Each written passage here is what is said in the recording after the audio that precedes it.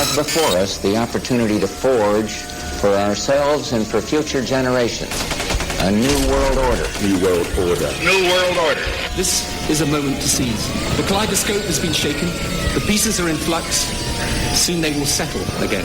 Before they do, let us reorder this world around us. A new world order. A world where the United Nations is poised to fulfill the historic vision of its founders. Nevertheless, the United States is in a key position to shape this so that the problem of the Bush presidency will be the emergence of a new international order. The first decade of the 21st century, that out of what will be seen as the greatest restructuring of the global economy,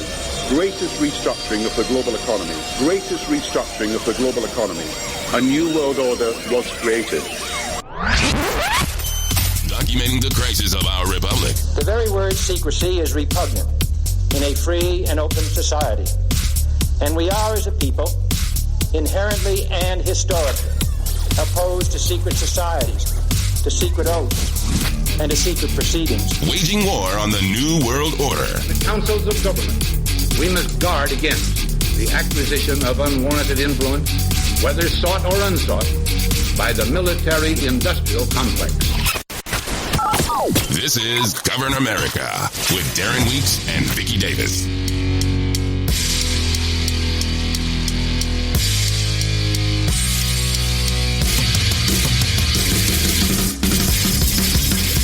Live from FEMA Regions 5 and 10, this is Govern America. I'm Darren Weeks. Vicky Davis is here as well. It is the 14th of December, 2019.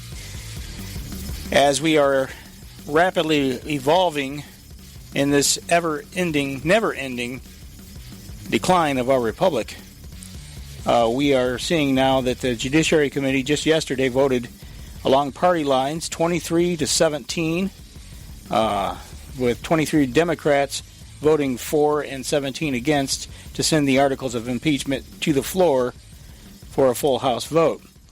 And all of this is going on right now, even as the Inspector General report came out from the Department of Justice talking about how basically all the Democratic criminality that was going on during the 2016 election campaign season with regard to the investigation going on of the election, the unwarranted surveillance that's going on, well, they got the warrants, they just did so fraudulently. Anyway, we'll get into all of that as time progresses and a whole lot more. There is a very delicate and worrying situation developing in Virginia as well as far as the gun control front is concerned, and we'll talk about that here in just a moment as well. Good morning, Vicky. Good morning. This is going to be one of those shows that I just think that 3 hours, is going to fly by because there's just not enough time to talk about all the crazy stuff going on right now. Isn't that the truth? You and I were talking. It's so hard to keep up with it. I know I flooded your inbox with things that I thought were interesting to talk about, and what you find on top of that. Yeah, there's just never enough hours in the day, really. I mean, and I stay glued to the computer as much as I can, doing research and everything. But having a life outside of that is a little bit of a challenge. But this is one of those times that it's just, man, you don't know what to start with. You and I were talking just before the show today, briefly, about how really we're witnessing the decline of our republic. The word you used was disintegration. And I think that's a very good word to use because these are interesting and exciting but horrifying times for those that care about our country to see everything go and to be developing in terms of banana republic type of government. And every federal agency, really every agency, every institution, on every level, it seems, that should be working in favor of the people are not working in favor. It's actually the exact opposite. Right. Well, and the topper, the actual end of our nation state will be if the Senate passes the USMCA agreement. And I have no reason to doubt that they will. Yeah, I have the USMCA. I have some audio of a press conference that Bloomberg gave. That piece of Yeah. Swell guy, that Bloomberg. And now he's a swell presidential candidate, which I don't think he's going to. Honestly, I'll be very, very surprised if that goes anywhere, his presidential bid. Yeah, I don't think it will. He's such a reptile. He's just Yeah. Can't even stand to watch the guy. But I mentioned that at the beginning of the show, there is a situation that's very interesting going on right now in Virginia. And this is really worrying. Virginia has recently gone completely Democrat, and now they're trying to implement gun control there. The local governments are rebelling, declaring themselves sanctuary cities for the Second Amendment, Vicky. And the stakes are getting higher. Real quickly, here's a backgrounder of what's been going on. Leaders in Chesapeake and James City County took votes on the Second Amendment sanctuary debates. They passed resolutions that were a bit different. In Chesapeake, they unanimously decided to become a Second Amendment constitutional city. That just means the city is dedicated to protecting people's constitutional rights. It was the same in James City County. The Board of Supervisors voted on a resolution to show the county's commitment to the state and U.S. constitutions. Governor Ralph Northam says Second Amendment sanctuary resolutions won't stop him from pursuing what he calls common sense gun legislation. He says there's nothing unconstitutional about the gun reform he introduced. 13 News Now reporter Dana Smith spoke to him about it today and joins us with his response to the sanctuaries. Yeah, Adriana, these sanctuary cities are popping up all across the state. Northam stressed today he supports the Second Amendment and he's not taking guns away from anyone. The intent is to keep guns out of the wrong hands. Now, listen to that contradiction just for a minute. I just interrupted that report because he supports the Second Amendment, and he says he's not going to take away the guns from anyone, but he just wants to make sure the guns aren't in the wrong hands. Yeah, and what are the wrong hands? No, wait a minute. He just said he's not going to take away guns from anybody, but yet he doesn't want them in the wrong hands? Exactly. Who are the wrong hands? Anybody who they don't want to have to be armed, which is the general public, people. I mean, let's not let anybody kid us here. What I see in this report... Whoops, sorry. Wrong. Epic fail. They can continue to have their meetings. They can continue to make sanctuary counties. But we're going to do what Virginians have asked us to do. That's the governor right there. Second Amendment sanctuaries have become a top issue across the state after Governor Ralph Northam introduced a set of 8 gun control bills in July, about a month after the mass shooting at the Virginia Beach Municipal Center. At the time, he called on the GOP-controlled legislature to take votes and have a dialogue. But the General Assembly adjourned the session after 90 minutes without considering the bills. These individuals that are out here now at these meetings, they had a chance to come to Richmond. So, where were you in July? Chesapeake City and Gloucester County passed Second Amendment sanctuary resolutions unanimously.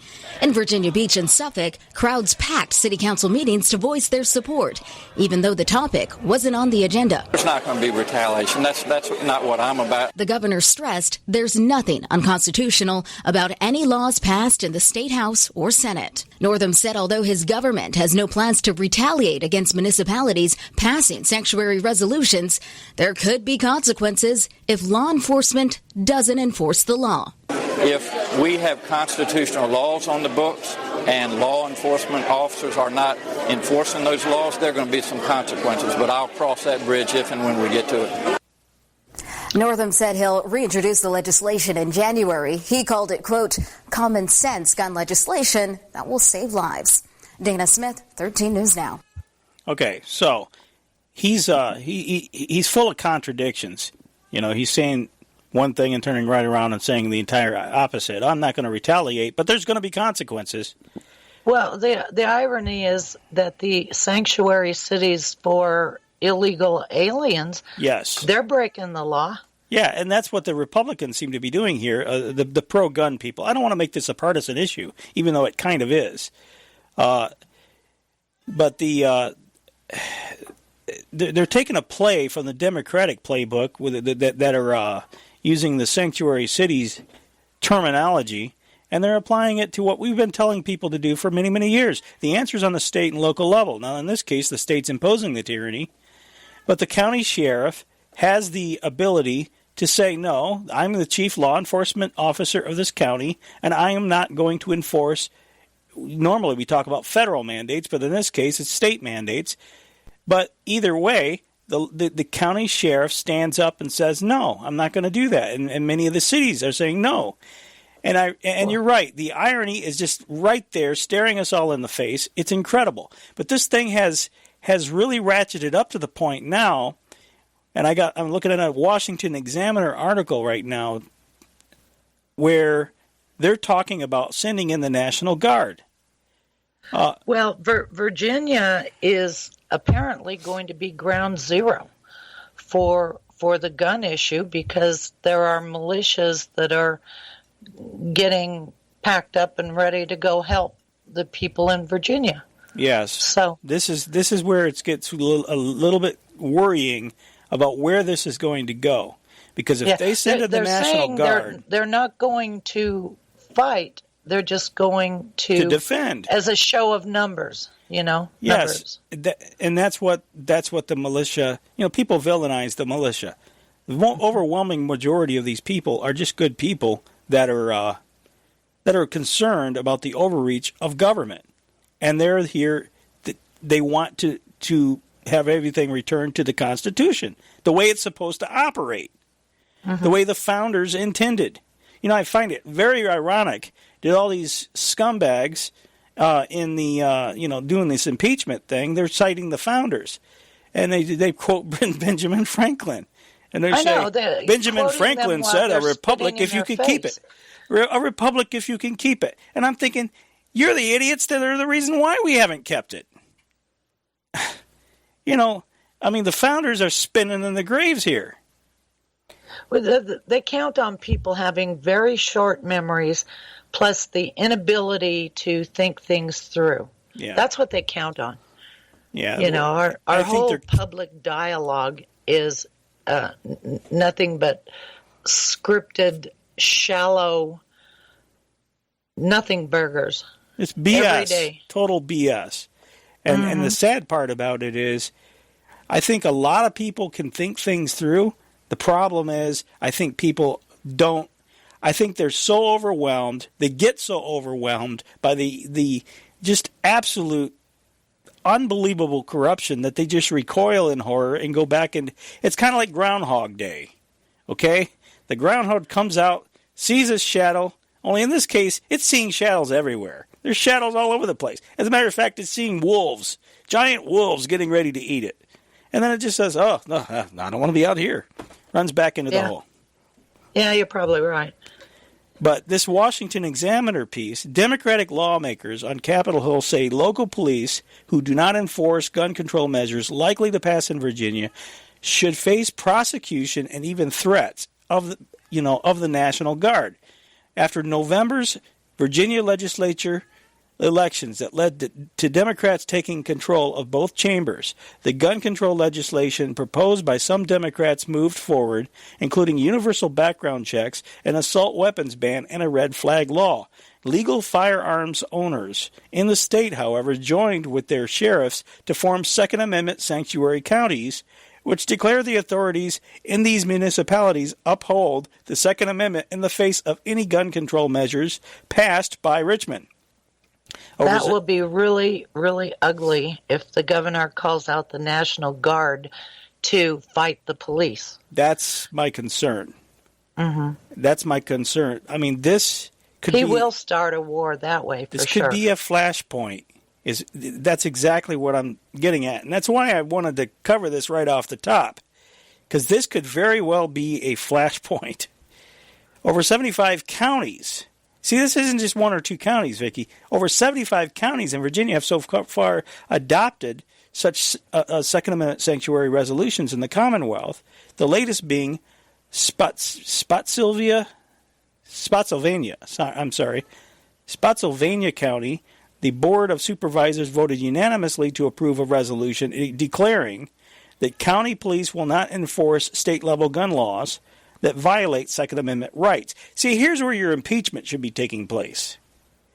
Okay? That governor should be impeached. If you can get 75 counties to declare a sanctuary, Second Amendment sanctuary city in that state, you've got enough patriotism in that state. Get rid of that governor. Impeach that governor immediately. Of course, they got Democrats in there in the legislature. Well, it doesn't matter for a recall petition. I mean, that's a grassroots on the ground effort. And another thing that gets in my crawl is that governor in that soundbite we just played said, "Oh, you people, you had your chance to voice your opposition to this legislation. Where were you in July?" Well, I would suggest to you, Governor, that the people probably had no idea what your legislature was doing. They were living their lives. They were actually working to support your ass. They were working to pay all your lousy taxes. That's where they were. And the Democrats no doubt control the media like they do here in Idaho. Yeah. So this is just outrageous. So I wanted to cover this. I won't read this whole article. It's a little bit more to it. But there's something to keep track of and watch, because this is something that's worrying, to say the least. And so moving right along here, we've got, as I said, the Crossfire Hurricane. The Justice Department, Inspector General Michael Horowitz, he released the report on Crossfire Hurricane, the FBI's investigation of the Trump campaign. You sent me audio of Lindsey Graham, Vicky, and this is kind of a long audio clip, but I tried to cut down as much of it as I could, but there's a lot of information here. But he outlines some of the things. This is a report, and I haven't had a chance to read all of it. I've read parts of it. But this is a report. It's over 400 pages. And it outlines 17 areas, 17 things that they say are failures of the FBI. And folks, government never fails at anything, okay? If they have a failure, believe me, it's intentional. That's one thing I've learned about these people. They can be really efficient at taking away your money. Isn't that amazing, Vicky? If you don't pay your taxes, my word, the government is really good at figuring that out. I mean, they're really good at the audits. They're really good at pursuing people. When they don't think you're doing the thing that you should be doing, according to them. But so it's amazing how competent the government can be until it comes to something like this, where all of a sudden it's a failure. Yeah, you know what, that Horowitz report, second horror, that should not have been a procedure audit, which is what it was, because he already did a procedure audit. It should have been a criminal investigation, because they didn't say anything we didn't already know 2 years ago. Well, the criminal investigation is supposedly going on right now. Yeah, well, that's what they say, but I don't know. I think our Department of Justice has been neutered. Somehow it has been neutered. Well, I don't trust. I've never trusted Barr. I've never trusted this guy. This is the guy that represented the snipers who shot Randy Weaver's wife as she held her baby. They shot Randy Weaver's wife in the head. This is the guy who pro bono represented those snipers at Ruby Ridge. So I don't trust Bill Barr as far as I can throw Bill Barr. And I wouldn't even try, because I might throw my back out. Yeah. But, this guy, in my opinion, is a snake. Now, we've played audio with him. He made a good speech at the whatever that function was a week or two ago. He made a good statement there. And, but he's like so many bureaucrats. They sound real good. They can make, politicians can make good statements. The reason why our government is disintegrating is because they've learned how to talk to the public. Yes. They talk the game, but they don't walk the walk. Our government is dysfunctional because they dismantled it. Mm-hmm. They privatized it. They outsourced it. It's become an engine for private profit. Yeah. So they don't want to prosecute anybody because then that would be, the beginning of killing the golden goose.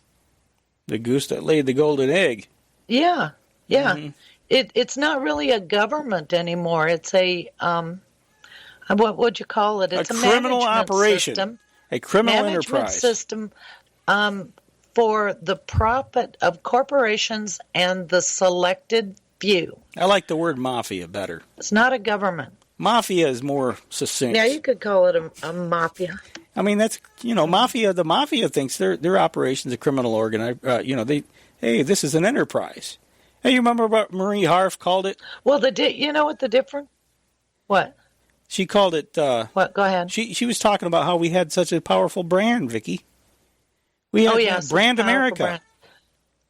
Brand America. And a job creation engine around the world. The only difference between them and the mafia is that the government people have PhDs, and the mafia doesn't. So there you go. Yeah. Well, so we got educated mafia. Anyway, as I said, Lindsey Graham holding a press conference outlining probably just one of many things that are in this report about dealing with the criminality. The surveillance on, among other things, Carter Page. What I see in this report, and nobody's reported yet, I hope some of you will look, is that while there may be reasonable differences about whether or not there was a lawful predicate, I believe there will be no debate among reasonable-minded people, particularly lawyers, about how the system not only got off the rails, but in my view became a criminal enterprise to defraud the FISA court, to deny American citizen Carter Page his constitutional rights, and to continue an operation against President Trump as President of the United States that I think was fundamentally flawed and unlawful. So on page 186, it talks about the FBI identifying and interviewing the primary subsource for the Steele dossier. What I want you to understand is that Christopher Steele had a primary subsource, and this person had other people reporting to him, and that formed the basis of the dossier. What did the FBI find in January of 2017? That once they identified the subsource and actually interviewed the subsource says the primary subsource told the FBI that he/she had not seen Steele's report until they became public that month, and that he/she made statements indicating that Steele misstated or exaggerated the primary subsource statements in multiple sections of the reporting. The primary subsource told the FBI that basically this was rumor and speculation, hearsay, bar talk, and he never believed that Steele would use the information provided in any official document. That should have been a red light for the Department of Justice and the FBI. Ladies and gentlemen, in January 2015 and thereafter, the primary subsource of the Steele dossier is telling the FBI and the Department of Justice that the Russian dossier is not reliable. Not only did they not tell the court that the subsource trashed out their document, this is what they told the court on page 190. Carter Page's renewal applications number 2 and 3 advised the court that following the January interview with the primary subsource, the FBI found the Russian-based subsource to be truthful and cooperative. That's a lie. The subsource said exactly the opposite. So not only did they continue to get a warrant against Mr. Page after being told by the primary source of the document that it's all garbage, hearsay, bar talk, not reliable, they got 2 more warrants using that document, and they described to the court the interview in January, found that the Russian-based subsource to be truthful and cooperative. I don't know who told the court that. I don't know who was in the meeting in January, February, But I want to find out who these people are, and they need to be held accountable. Because what they did, from that point on, this whole endeavor became a criminal conspiracy to defraud the court, to trample on the rights of an American citizen, Mr. Carter Page, and to continue an operation against the President of the United States that I think was unwarranted. I cannot stress enough that all of us rely upon those with the power to follow us, surveil us, and to check on us to be honest and truthful. Nobody has mentioned a word about this yet. That on page 186 to 190 in the Horowitz report, it describes in great detail how the FBI found out that the subsource for the Steele dossier disavowed it. And they used it 2 more times to get warrants. They never told the court, and they actually lied to the court about the interview. If that doesn't bother you, you hate Trump way too much. That should bother every American. And it bothers me because I'll tell you what I just realized, Vicky. We're all Carter Page. We are all Carter Page. Because if they will lie to try to get surveillance on Carter Page, how many other times have they lied to the FISA court to get warrants to surveil everybody else in the country? Oh, yeah. Well, with the internet the way that it is and the way the rules are, they can surveil 2 hops out.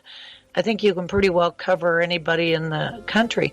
For quite a while, I did have a guy calling me from Canada. He heard me on the radio, and he would call me and we'd talk about things. And I realized that because it's a foreign phone call coming into the United States, they could, not that they did, but they could, Yeah. So setting up somebody could be just that simple. Well, they don't even have to, it doesn't even have to be a situation where somebody foreign is calling you.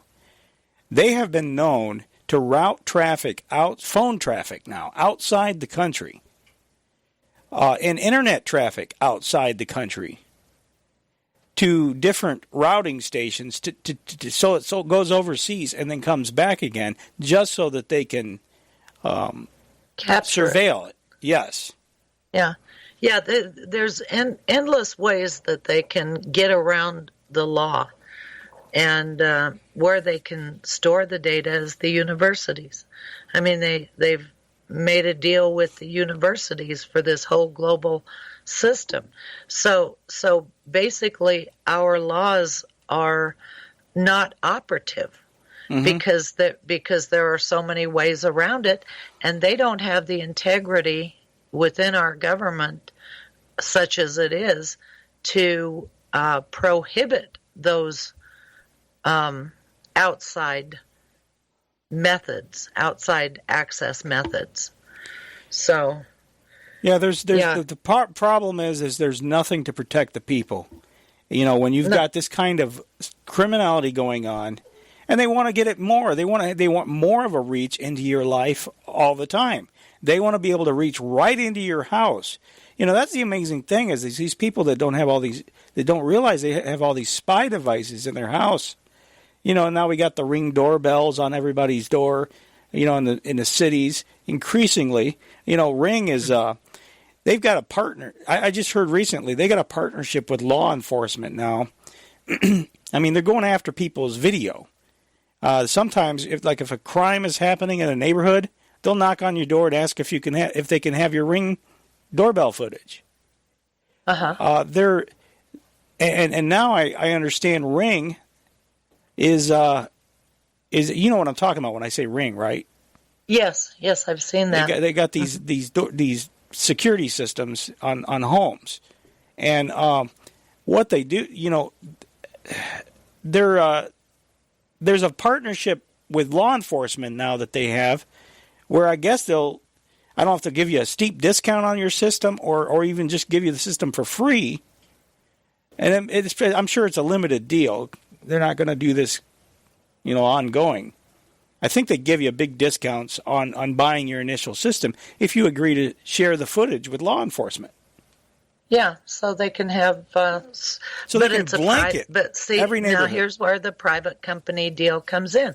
You've got the universities funding, doing the startups in this whole quote innovation ecosystem. So the government can actually fund the small business that then becomes their partner in the surveillance. And strictly speaking, the government is within the law doing that, but it's unethical and immoral that they are doing that. But that's the kind of corruption that we have. It's like one or two steps out from government. It is an example of a public-private partnership using corporations to enforce the law. Mm-hmm. And this is the same thing they talk about at all these hearings that we're always playing clips from. Yeah, it's a 21st century Stasi police state. Yes, absolutely. Or the KGB. I mean, right here in the United States. Mm-hmm. And that's, but they can say with a straight face that, government is following the law. It's because of the public-private partnership, as you say. Mm-hmm. So it's the integrity and the character of the people that are working for our government, and it is about as low as you can get. Lindsey Graham goes on, and I'm not a fan of Lindsey Graham, folks, but what he's saying here is very important. He goes on to talk about how they lied, telling the court that Carter Page was not a source for the CIA, when in fact the FBI was told by the CIA that he was a source. We've talked about Carter Page before. As a matter of fact, at one time on this broadcast, I speculated that maybe Carter Page was a plant inside the Trump campaign because he had been working with, the CIA at one time. So I had wondered, could he have possibly been a plant? Seems apparent now that certainly was not the case, because why would they be surveilling the guy? He also mentions, Graham mentions 3 people that were believed to be foreign agents. I know you wrote an article about those people, Vicky. The evidence against them sounds pretty dubious too, in my opinion. It was written 2 years ago. So what's in the Horowitz report, we already knew was public information 2 years ago. And Horowitz wrote about it in his report a couple of years ago. So, it looks to me like what they're doing is they are just producing paper by the pound just to keep everybody busy, mm-hmm. while the political agenda of USMCA rolls on. I think this is a limited hangout. There's some good information in the report, but it is a limited hangout. And they could have prosecuted 2 years ago.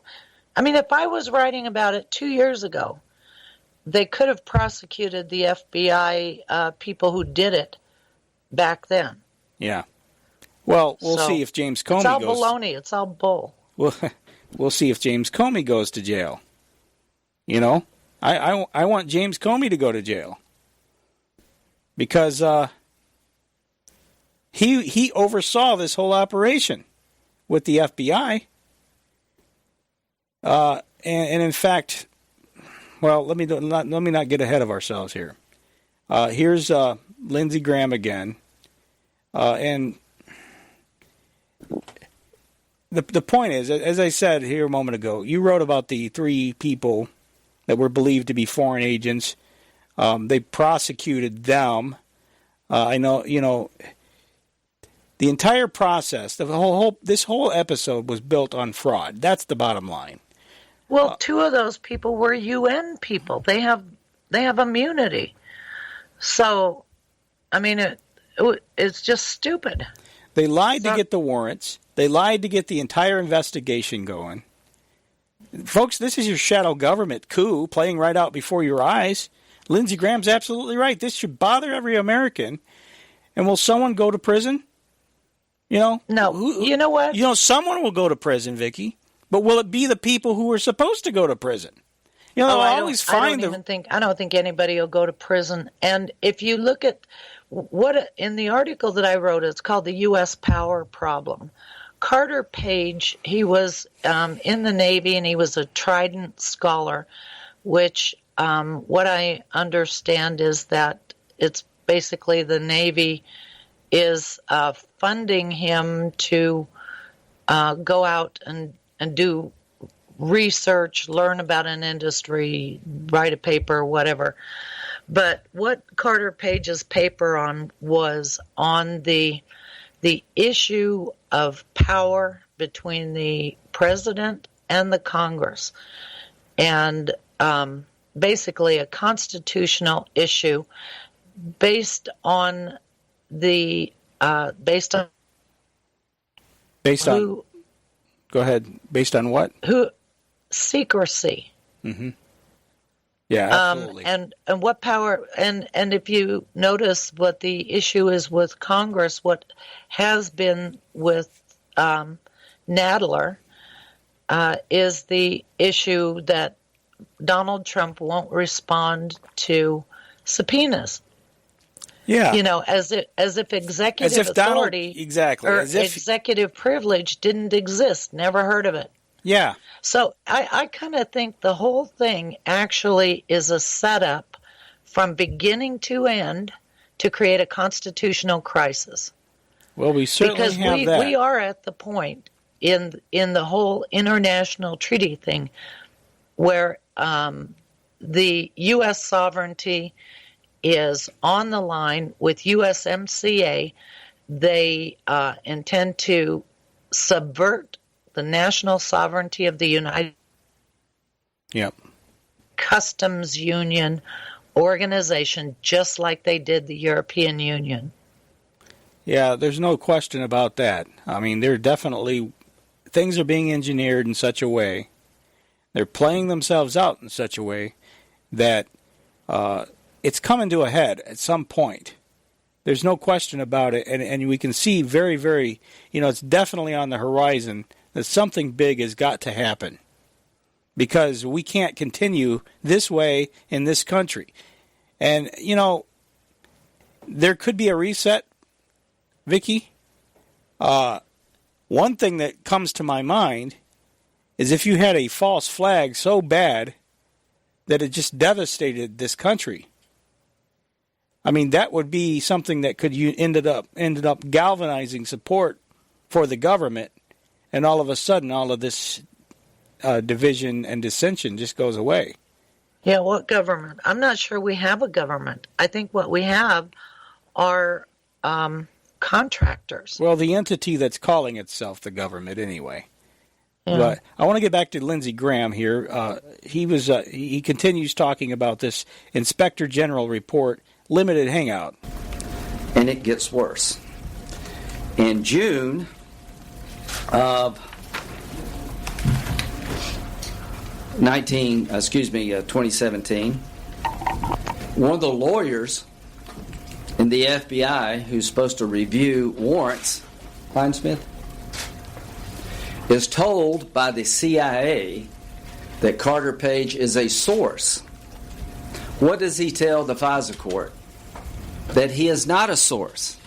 He took the information supplied to him by the FBI and doctored an email so the court would not be aware of the fact that Carter Page was a source for the CIA. Why is that important? In building a case against Carter Page, they used the dossier. They tried to get a warrant in August and they couldn't. Somebody thought of the great idea of beginning to use the dossier to get a warrant, and it apparently worked. But here's the problem. 3 people named in the dossier as having talked to Carter Page, believed to be foreign agents. Carter Page, while being wired unknown to him, said, I don't know these 2 people. And to this day, there's no proof that he met the 2 people he denies meeting. And that was one of the reasons they classified him as a foreign agent.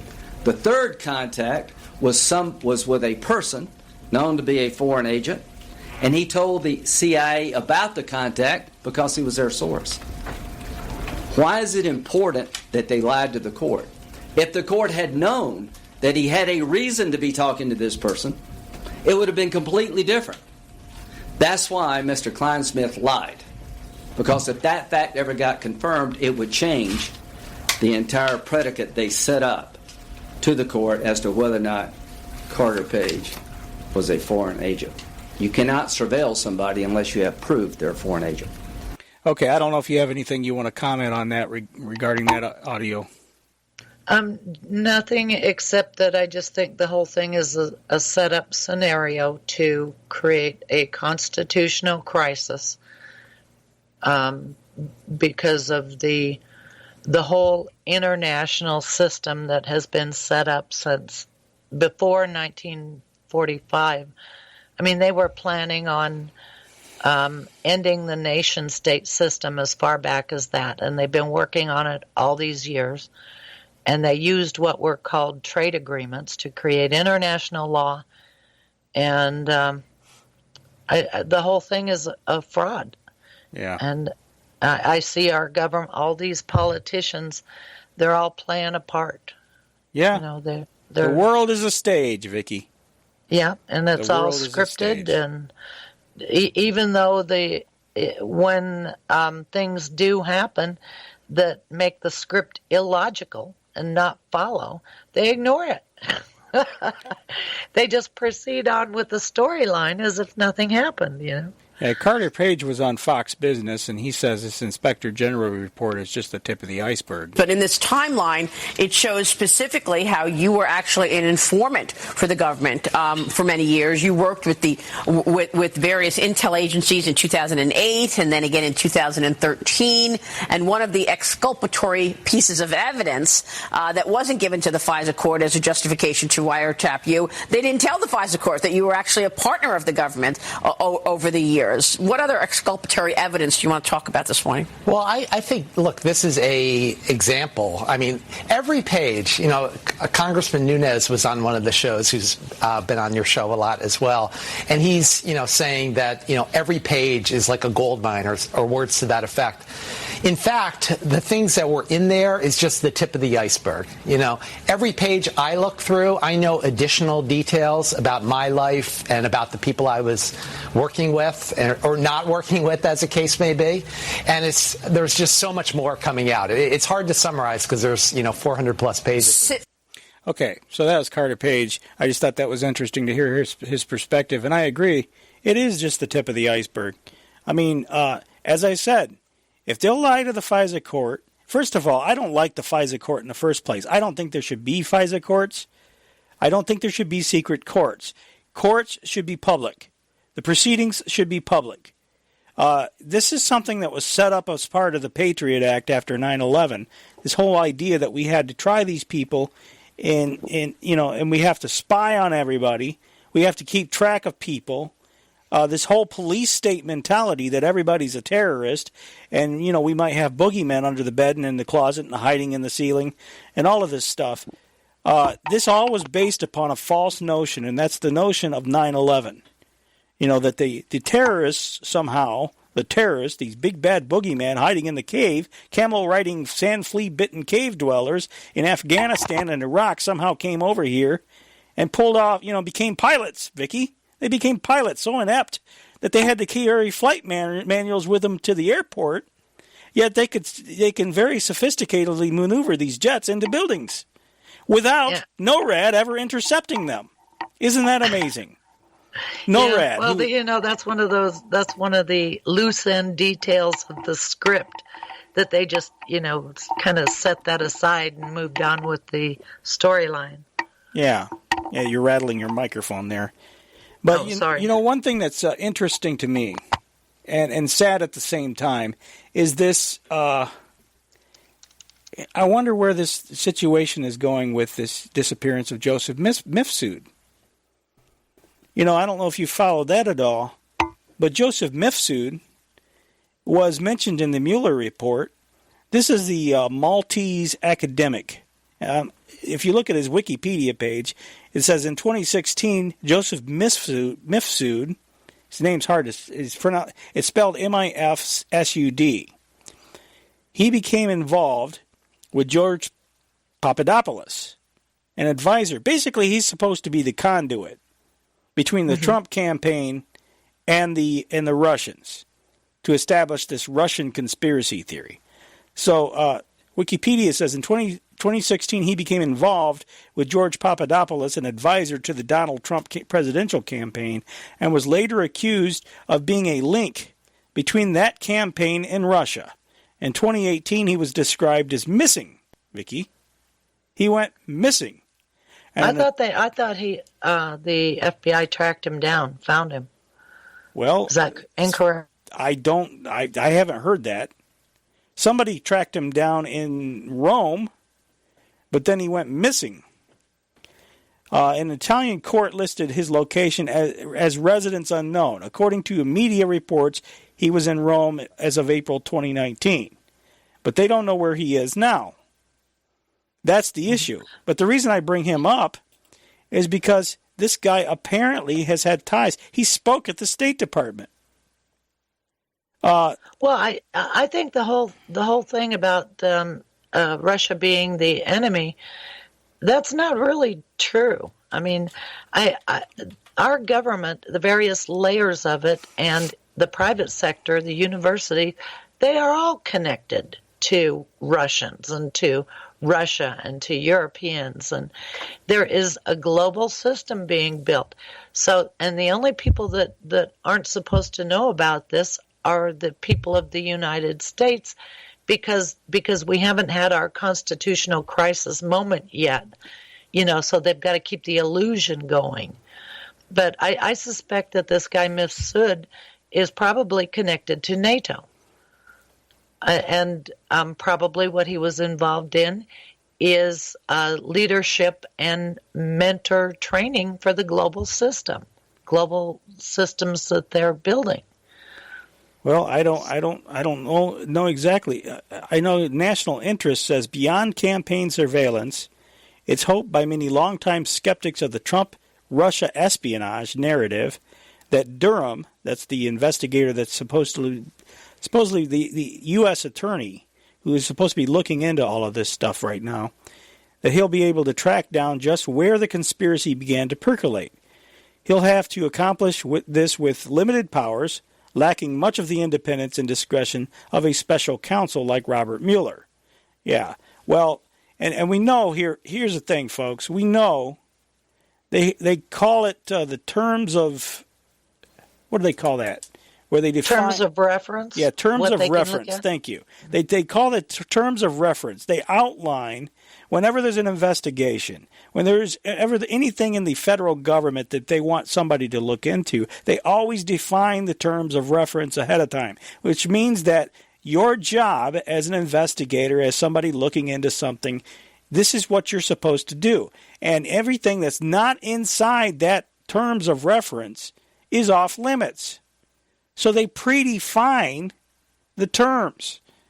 Yeah, so I'm sure that's the case. Blinders on whoever it is, what committee, individual, whatever. Yeah, I'm sure that's the case with this Durham investigation. Mm-hmm. The terms of reference are defined ahead of time, so that you always have to keep that in mind. The narrative, national interest continues to say, the narrative as it stands is that George Papadopoulos, a mid-level foreign policy advisor to the Trump campaign, made the acquaintance of Maltese professor Joseph Mifsud in March 2016 while in Rome. Presenting himself a man with numerous contacts to the Russian government, Mifsud introduced Papadopoulos to a woman he claimed to be Vladimir Putin's niece. She wasn't. And a man he claimed was the Russian Foreign Ministry. In late April, Mifsud informed Papadopoulos that the Russians had dirt, quote-unquote, on Hillary Clinton in the form of, quote-unquote, thousands of emails. The Mueller report claims that Russian military intelligence hacked the Democratic National Committee's emails in the 2 weeks prior to Mifsud sharing this information, while others speculate that Mifsud was referencing the over 30,000 emails deleted on Clinton's private server while she was working for she was Secretary of State. In early May, Papadopoulos, while drinking at a bar, shared this information with Australian diplomat Alexander Downer, who then passed it on to his own government, who then informed U.S. authorities about the illicit connection. The FBI officially opened their probe in late July, while Papadopoulos has since denied he ever discussed the topic with Downer. Mifsud now this is the point. This is what I want people to really pay attention to. Mifsud is a mysterious figure with numerous foreign connections. The Mueller report mentions his relationship to multiple Russian figures, including a foreign employee of Internet Research Agency, but the names and precise details are redacted. Mifsud is also ingrained in Western intelligence. Claire Smith of the United Kingdom's Joint Intelligence Committee worked alongside Mifsud while training Italian security forces. In February 2017, Mifsud was a speaker for a meeting of Global Ties, a nonprofit partner of the U.S. State Department. The Maltese professor claimed he was interviewed by the FBI that February while in the United States, a claim the FBI has never verified. In fall 2017, Joseph Mifsud disappeared, and his whereabouts have not been confirmed since. The Daily Caller reported in fall 2018 that Mifsud was indeed alive and living somewhere under a false identity. I think I think the CIA is hiding this guy. I'm sure you're right. Absolutely right. Yeah, and you know, what does all of this international stuff have to do with our country? Not a damn thing, except that they are dismantling our country, and our country is going to be run by these idiots at the international level, by the State Department, traitors in the State Department. I mean, this whole international system that is worldwide, it's why all the regular people in all the countries are revolting, because this whole international system is corrupt and rotten to the core. Yeah. You know, it's interesting that the Washington Post came out with a story that was trying to really hard to prove this Joseph Mifsud was not connected to any official U.S. government operation. And I'm not going to bother reading the story because, you know, I'll put it in the show notes so people can explore it for themselves.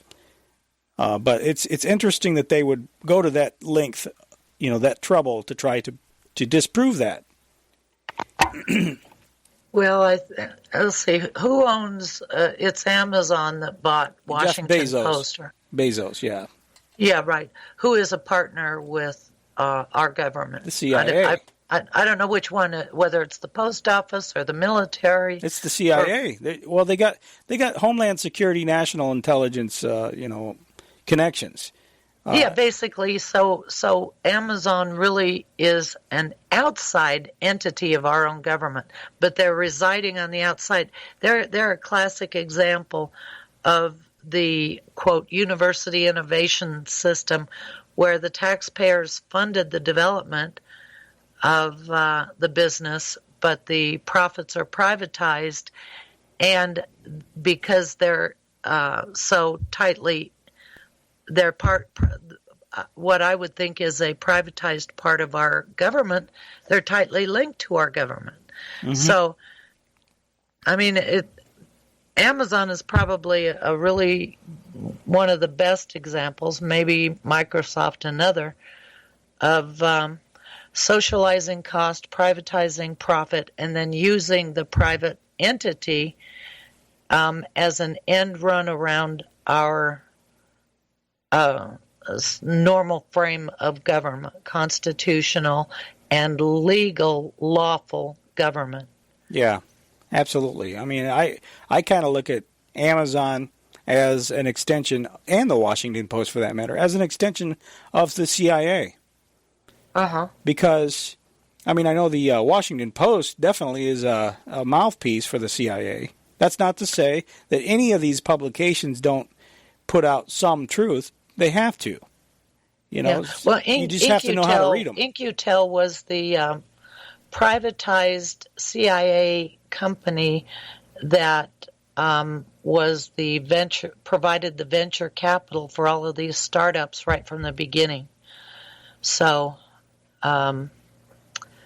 it's, I mean, they went into business. Yeah. Government as a business. make some profit off of these suckers who work for a living. Yeah, exactly. Well, I'll tell you what, we're almost up to the break. When we come back from the break, I want to connect some dots because there's some things in this report. For instance, they talk about friendly, this term FFG, friendly foreign government. They say friendly foreign government, FFG, delivered information to the FBI, but doesn't mention the identity of the FFG, which makes me wonder why. Makes me think it might be Ukraine, but, how would we know for sure? But there's some other things. All of this stuff, by the way, ties to this whole Bill Browder stuff. Because Jonathan Weiner is Bill Browder's attorney. Jonathan Weiner is mentioned in this report. He's one of the people that weren't actually interviewed because they couldn't compel his testimony. And so they talk about that in there, how they tried to talk to him with this Inspector General report, and Jonathan Weiner wouldn't have anything to do with him, and they didn't have subpoena power, so they couldn't compel him to say anything. So anyway, I'll tell you what, we're at the top of the hour. Hour number 2 is straight ahead. Stay with us. This is Govern America. Vicky Davis is here. I'm Darren Weeks. Please, folks, don't go away.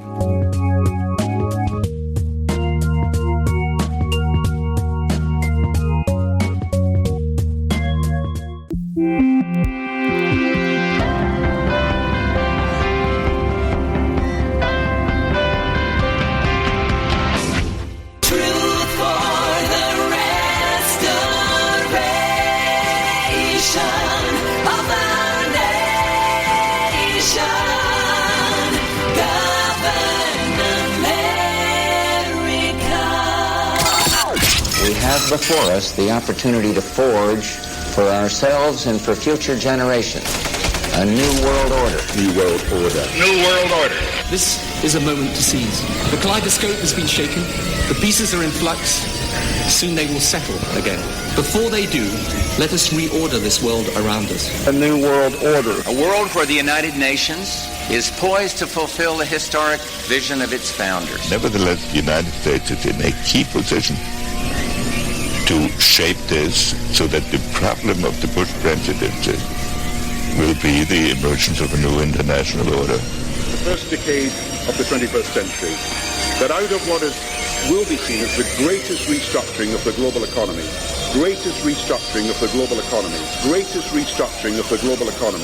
a new world order was created. Documenting the crisis of our republic. The very word secrecy is repugnant in a free and open society.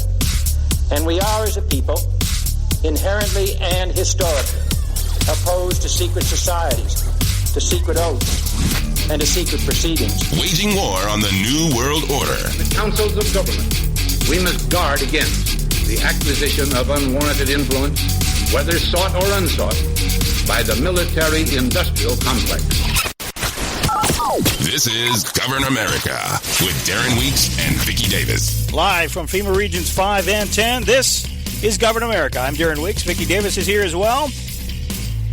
We're in hour number 2, and it continues to be the 14th of December 2019 as we're talking about the Inspector General report.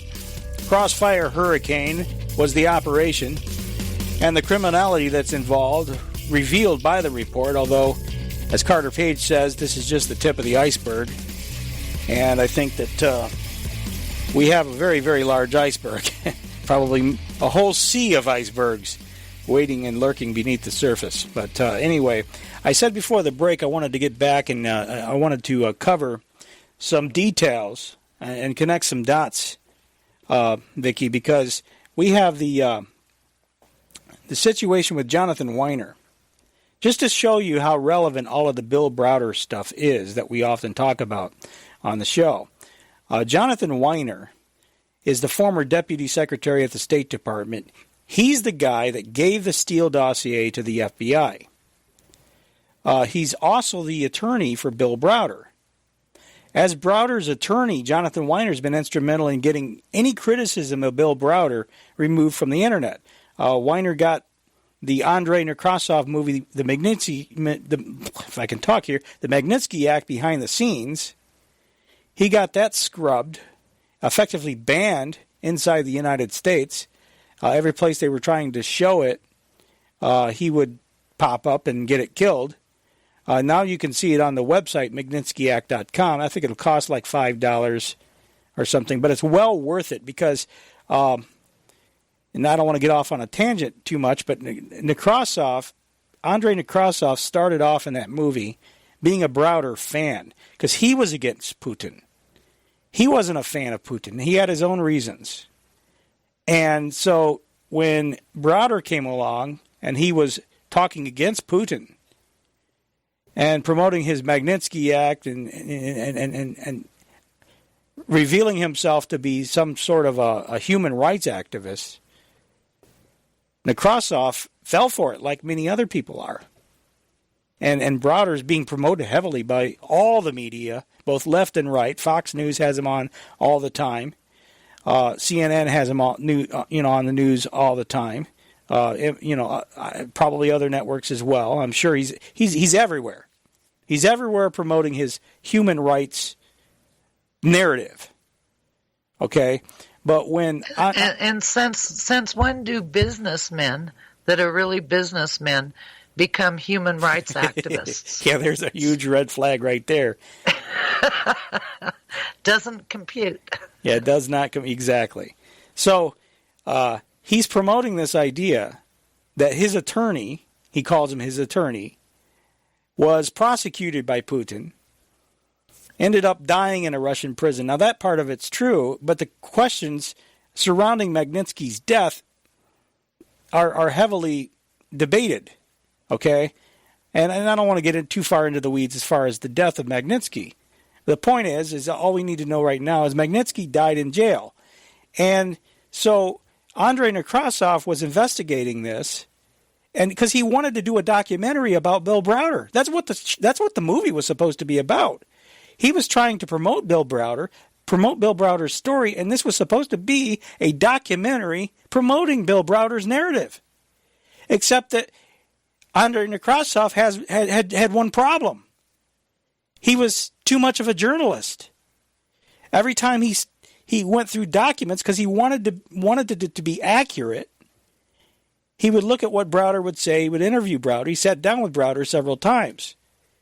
And the more he talked to Bill Browder, and he would go and then dig up the documents, he started finding problems with Browder's story. And so halfway through the movie, to his credit, a lot of people would have said, well, I'll just try to fix it and engineer it whatever way. To his credit, he kept going with the movie. Wherever the truth led is where he went. And so he talks about in the movie the problems that he started finding with Browder's story. And so what you're seeing in the movie is his metamorphosis from being a proponent of Bill Browder and a proponent of his narrative to a critic of it, simply because the facts interfered with the narrative.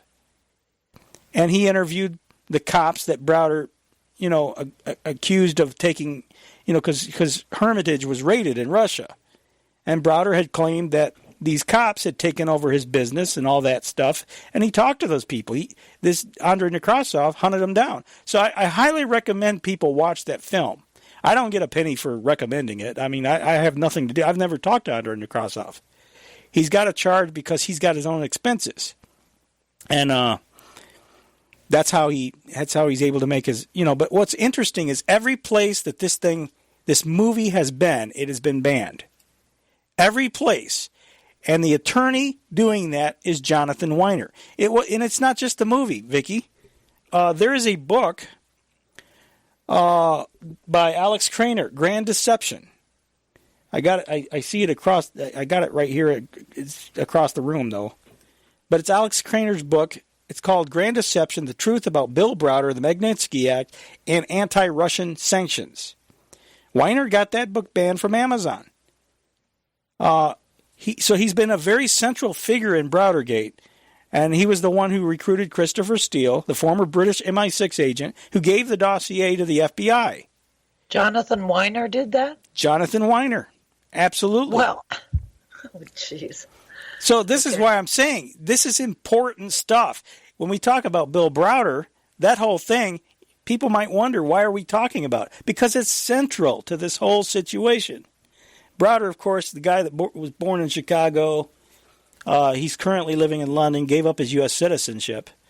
He was the grandson of Earl Browder, who was the head of the Communist Party USA.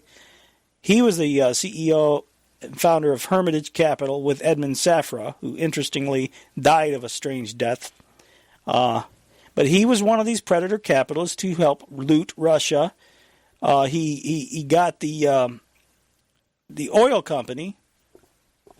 He set up shell companies in Russia to avoid paying taxes. And now he's wanted in Russia. He's a wanted man. He talks about himself being the number one enemy of Putin. You know, it's interesting that he goes everywhere he wants to go. If Putin really hated him that much, you don't think Putin could get to him when he goes wherever he wants to go and doesn't have any security around him? But Browder is the main guy. He's the one that's pushing the Magnitsky Act, which sanctions people from Russia who disagree with Bill Browder. That's the bottom line. So he's a major player in pushing for sanctions against Russia. And that's what's fascinating about this whole thing is nobody hardly has ever heard of him. Well, you can see why they would have to put up a media or a story barrier, because there was such corruption. They looted Russia, and I think they probably, most of the Eastern Bloc countries, one way or another, they either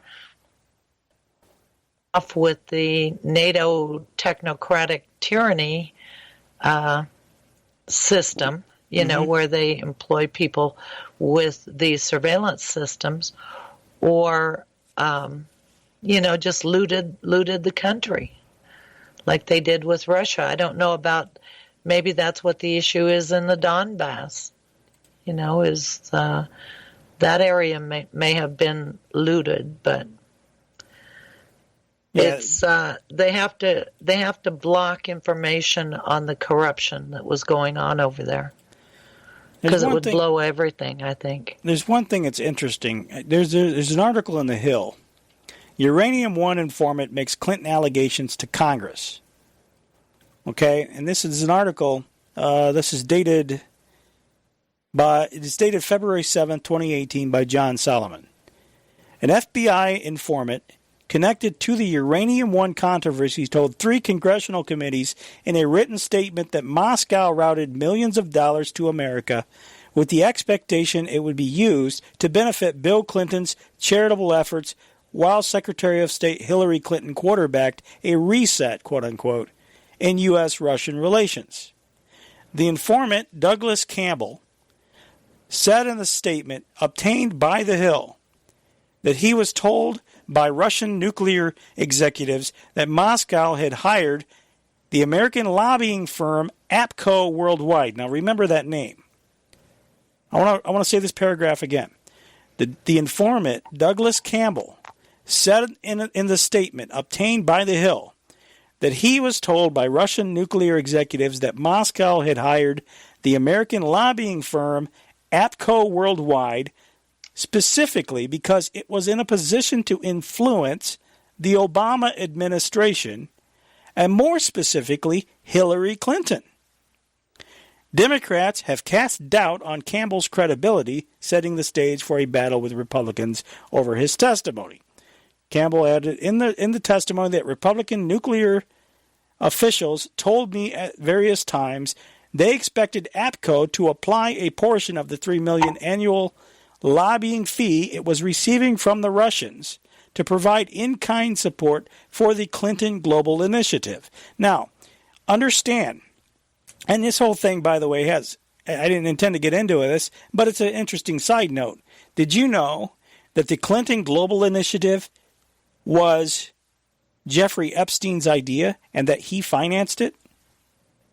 No, I didn't. I hadn't heard that, but it was Epstein's States idea. Has history going way back of cooperative efforts with the Soviets for health care. But this, you can believe that. I can believe that.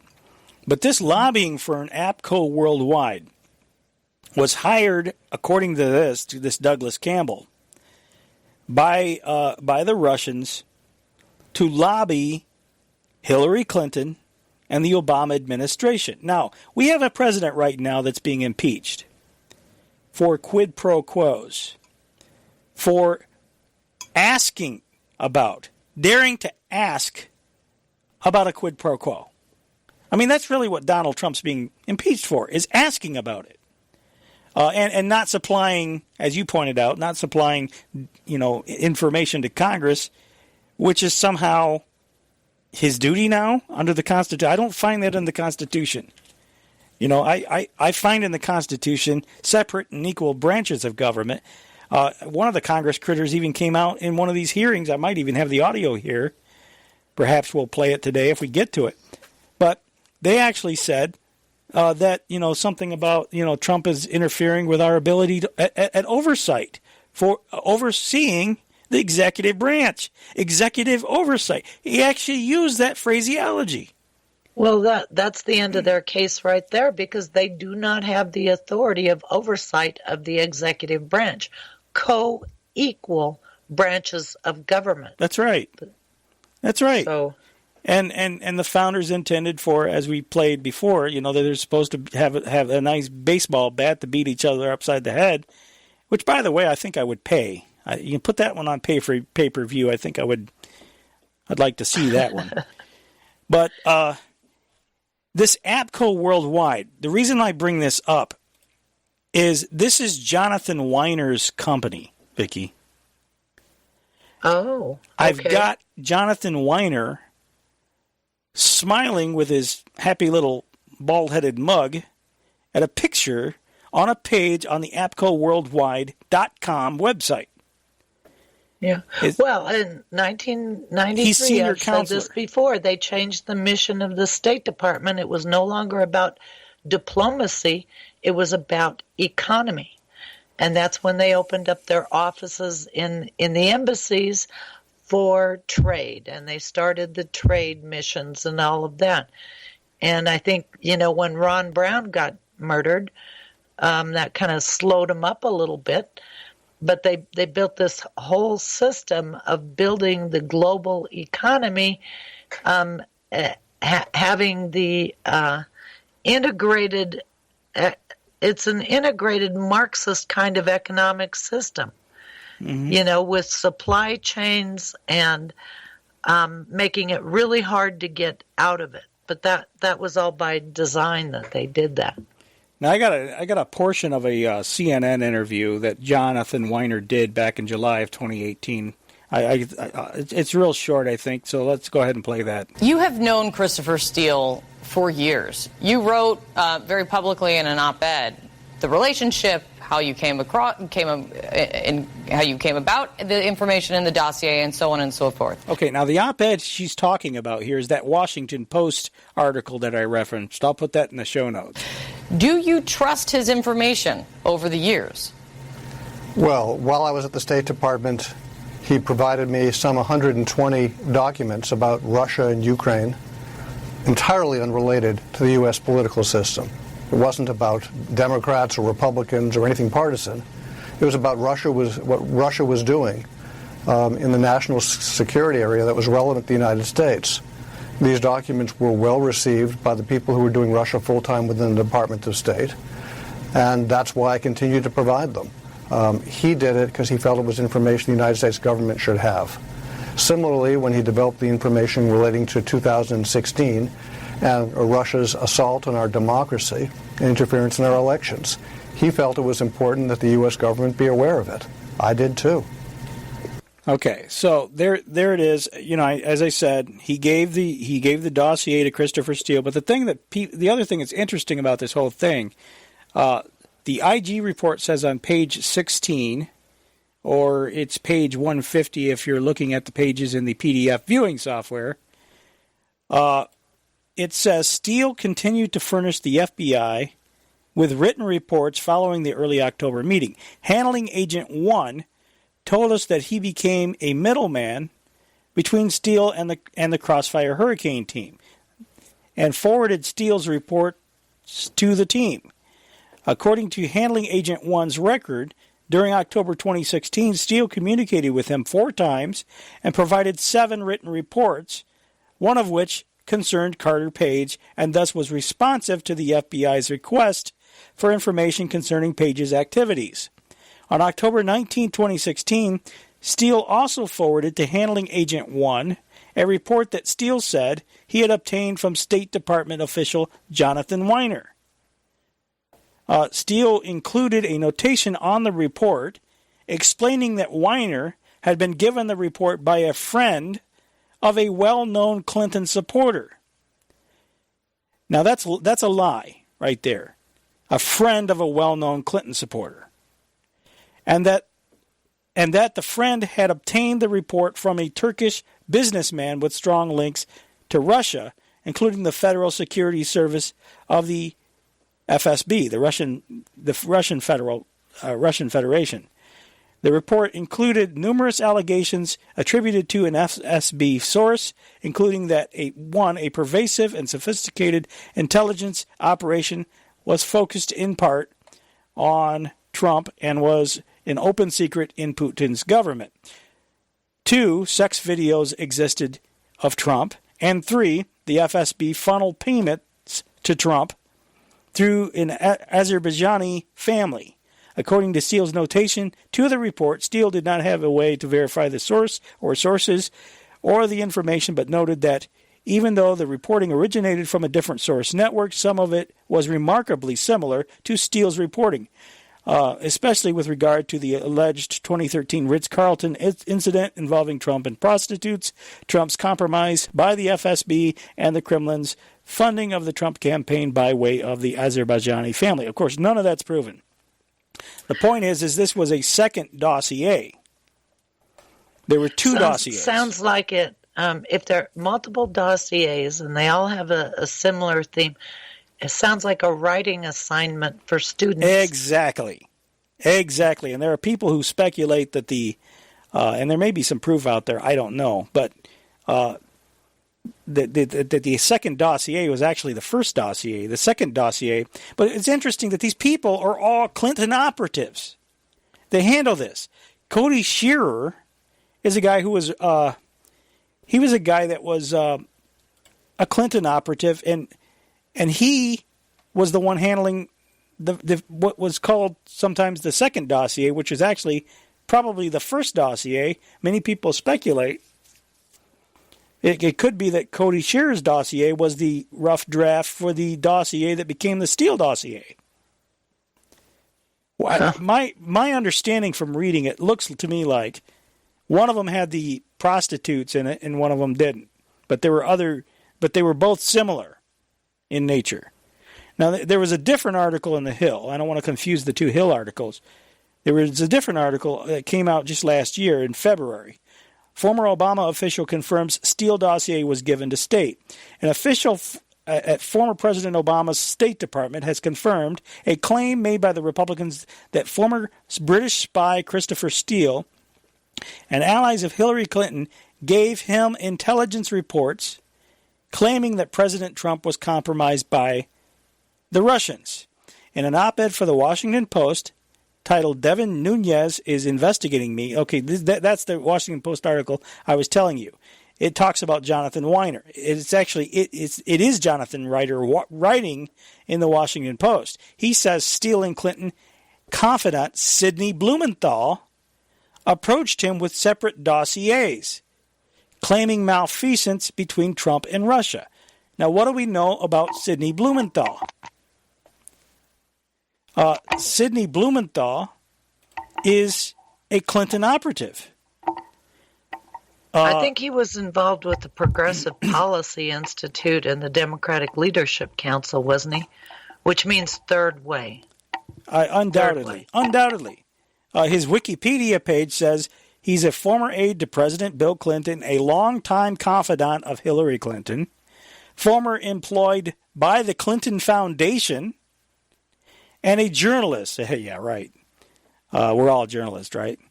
Especially on American politics and foreign policy. Blumenthal is also the author of blah, blah, blah. We don't give a crap about his authoring. Anyway, so Blumenthal is a Clinton operative. That's the point. Okay? And Blumenthal is giving dossiers to Jonathan Weiner, according to Jonathan Weiner, who is Bill Browder's attorney, and the guy who gave the Steele dossier, and apparently the Blumenthal dossier, to the FBI. Now, why am I bringing all this up? Because the point is, these were all Clinton these people were all Clinton supporters. And this was all a big dirt operation. And they were using the FBI, who was full of Clinton and Democrat operatives who hated Trump. And they were all going to... This whole thing was engineered. This is... we've been captivated, Vicky, for what, 3.5 years now, about Russian meddling in the election? Are you kidding me? Yeah. When I did the research on, and then later on the process to convert cities to global cities, I found information about this former college professor named, or I guess he was president of the San Francisco Community College Network. And what he did in San Francisco was to set up a system whereby people would cycle back and forth between the university and city government jobs. Moving in and out, back and forth. Now, supposedly it was so that they could participate in the pension program, and so that city employees could learn new things and blah, blah. I'm sure you could come up with a really nice glossy brochure about the reasons for it. But as a system, I think they took that design of floating people in and out of the university system and private business back into our federal government, such that you never get new blood in there. You have a closed loop system of operatives that are in this loop system. So your agenda never changes. And I think that's what Trump has been having to fight, is all of these embedded operatives from the Socialist International Communist Party floating in and out of government. Yeah, and I want to stress here, as I always seem to feel compelled to do, I'm not a Trump supporter at this point. There's a lot of things Trump has done to throw his base under the bus. He has not stood firm on the Second Amendment. He's not stood firm on our privacy. He has been all for the Patriot Act, for instance. He's done some good things, but even the Paris climate pullout, and I've got stuff on COP25s going on. Maybe we'll get a chance to talk about that today. I don't know. But the point is that he pulled us out of the Paris Agreement, but he really didn't pull us out of the Paris Agreement. As I mentioned in a News with Views article, Trump, something like Trump's climate pullout, you've been played again. It was up on News with Views. And I got pushback for saying that because, everybody was pro-Trump at the time. But he's doing a good thing. And, yeah, he pulled us out as far as on the national level, but he didn't pull us out because Obama specifically helped craft that agreement to make it where local governments could vote themselves in or could volunteer into the agreement. And right, and that's the global system. It's global, regional, and then local. Yeah, and they always talk about think globally, but act locally, and that's exactly what this is about. So there is one other thing, regarding this Crossfire Hurricane. But anyway, I brought that up. I just want to say, so I'm not a supporter of Trump at this stage of the game. But the reason why I'm talking about this stuff today, Vicky, is that this is so much bigger than Trump. This is so much bigger than any president. I can tell you right now, if at this point there was a Democrat in there and I saw all this stuff happening to him or her, even though I probably wouldn't support their policies, I would have to defend them, because if you're under attack, this goes really to the root of our ability to choose our elected officials. Well, you know what? Look at how many leftist advisors he had. You know, when they were doing those hearings on this supposed Russian collusion, when they were doing the hearings, how many leftists who were opposed to Trump did they have give testimony? A lot of them, Yes. more of them than those who supported Trump. So, and that's how that circular system works, is that you never really get fresh thinking in there. And so Trump is surrounded by these deep state operatives. They're like ticks that have embedded themselves in our government. Exactly. And so leeches. I'm mad at Trump on one hand, but then on the other hand, I'm not, because I understand the system that he's working in. Yeah. So, It's definitely overwhelming. And, the problem is you're being fed information and you don't know what to believe. You have limited time to do research, although he does seem to find an awful lot of time to tweet, which is interesting. But the point is that, and the thing is, if people beat up on him for tweeting, actually, that's what I like about him. I like the fact, people don't like the fact that he's a loudmouth, that he shoots off at the mouth. But you know what? After hearing so many years, all my life, these politicians who act all dignified and, oh, look at me, I'm, I got my hair slicked back just nice, and, I'm all, I'm a high caliber individual who charismatic, all this charisma, and here comes Donald Trump like a bull in a china shop, saying what's on his mind. That's exactly, that's the thing and he may contradict himself. But that's actually what I like about him, is that at least where he stands, on a given day. And it may be completely different from day to day, but that's what I like about him too, is that he just doesn't pull any punches. I think that's why he's so popular with the people, is because, people look at him as being genuine. And I think there is an element of him that I think is genuine as far as his patriotism is concerned. But he does. But this swaying is really bothersome to me, because he doesn't stand firm. We need, at this point in time, more than any other time, we need somebody that's going to stand up for the people, for the Constitution, first and foremost. And I just don't see that. I don't see that happening at all with him. And but that being said, getting back to this report, they're talking about how, it's interesting to me that they don't name Sidney Blumenthal. This paragraph, October 19, 2016, Steele also forwarded to Handling Agent 1 a report that Steele said he had obtained from the State Department official Jonathan Weiner. Steele included a notation on the report explaining that Weiner had been given the report by a friend of a well-known Clinton supporter. Okay, it wasn't a friend of a well-known Clinton supporter. We know that person who gave that to Jonathan Weiner was Sidney Blumenthal.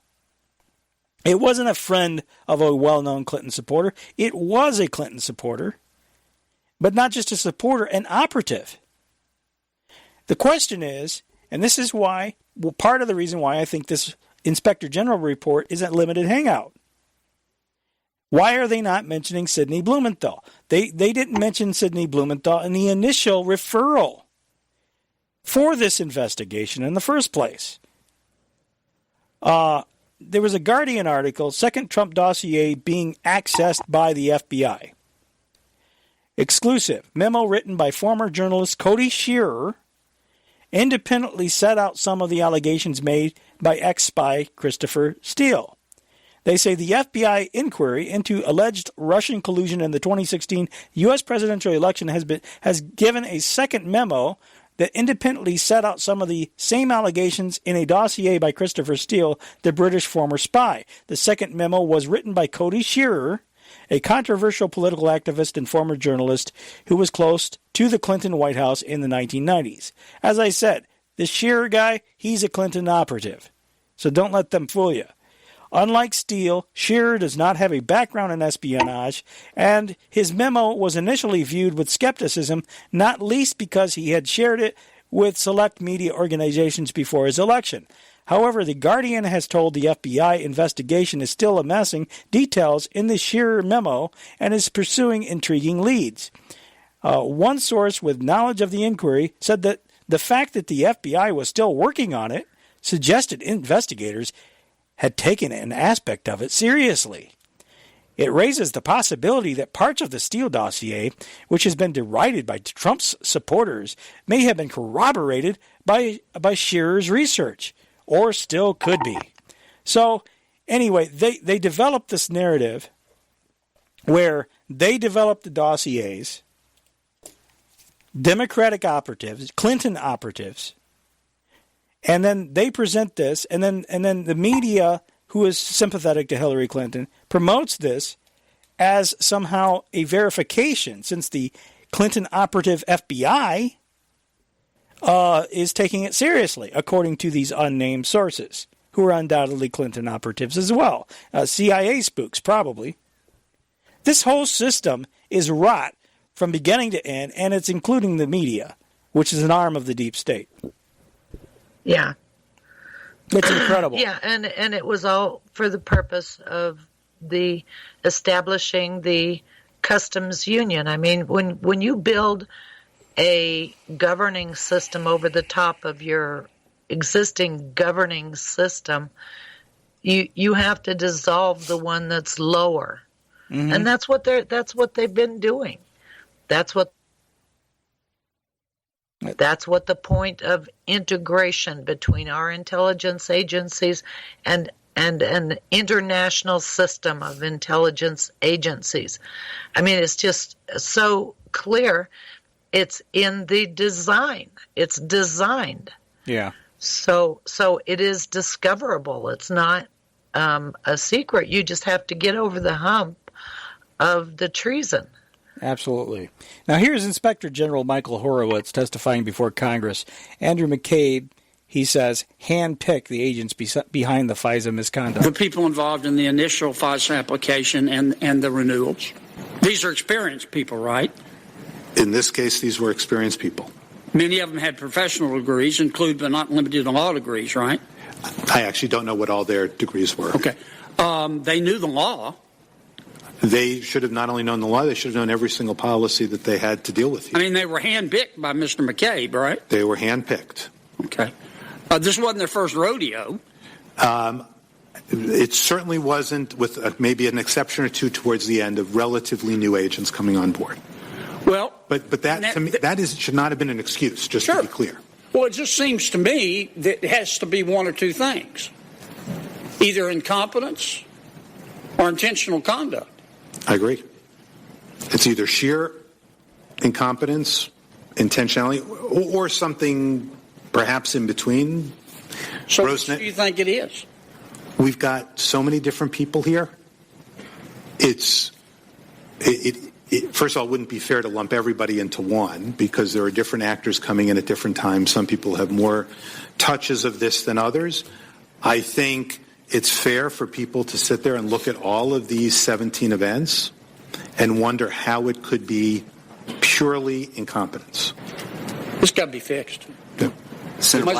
At a minimum, somebody's got to be fired. Yeah, agree completely. There's got to be a change in the culture also. I'm done. Agreed. They'll come out with lessons learned. Get fired for a coup d'etat. Yeah. That makes sense, doesn't it? Yeah. Is there any fixing it? That's the question. When the whole system is wrought with corruption and the people doing the fixing are part of the problem. But McCabe, another Clinton operative, handpicked the agents that ran all the investigations. The whole thing was political. Now, last year, James Comey was on Fox News, and he said that the Steele dossier was not a critical part of the FISA application. You called the dossier unverified, salacious. Why did you use that to the FISA court to ask for surveillance for Carter Page? Not only use it, but you led with it. A bulk of that FISA application deals with that dossier. Why? Yeah, that's not my recollection, Brett.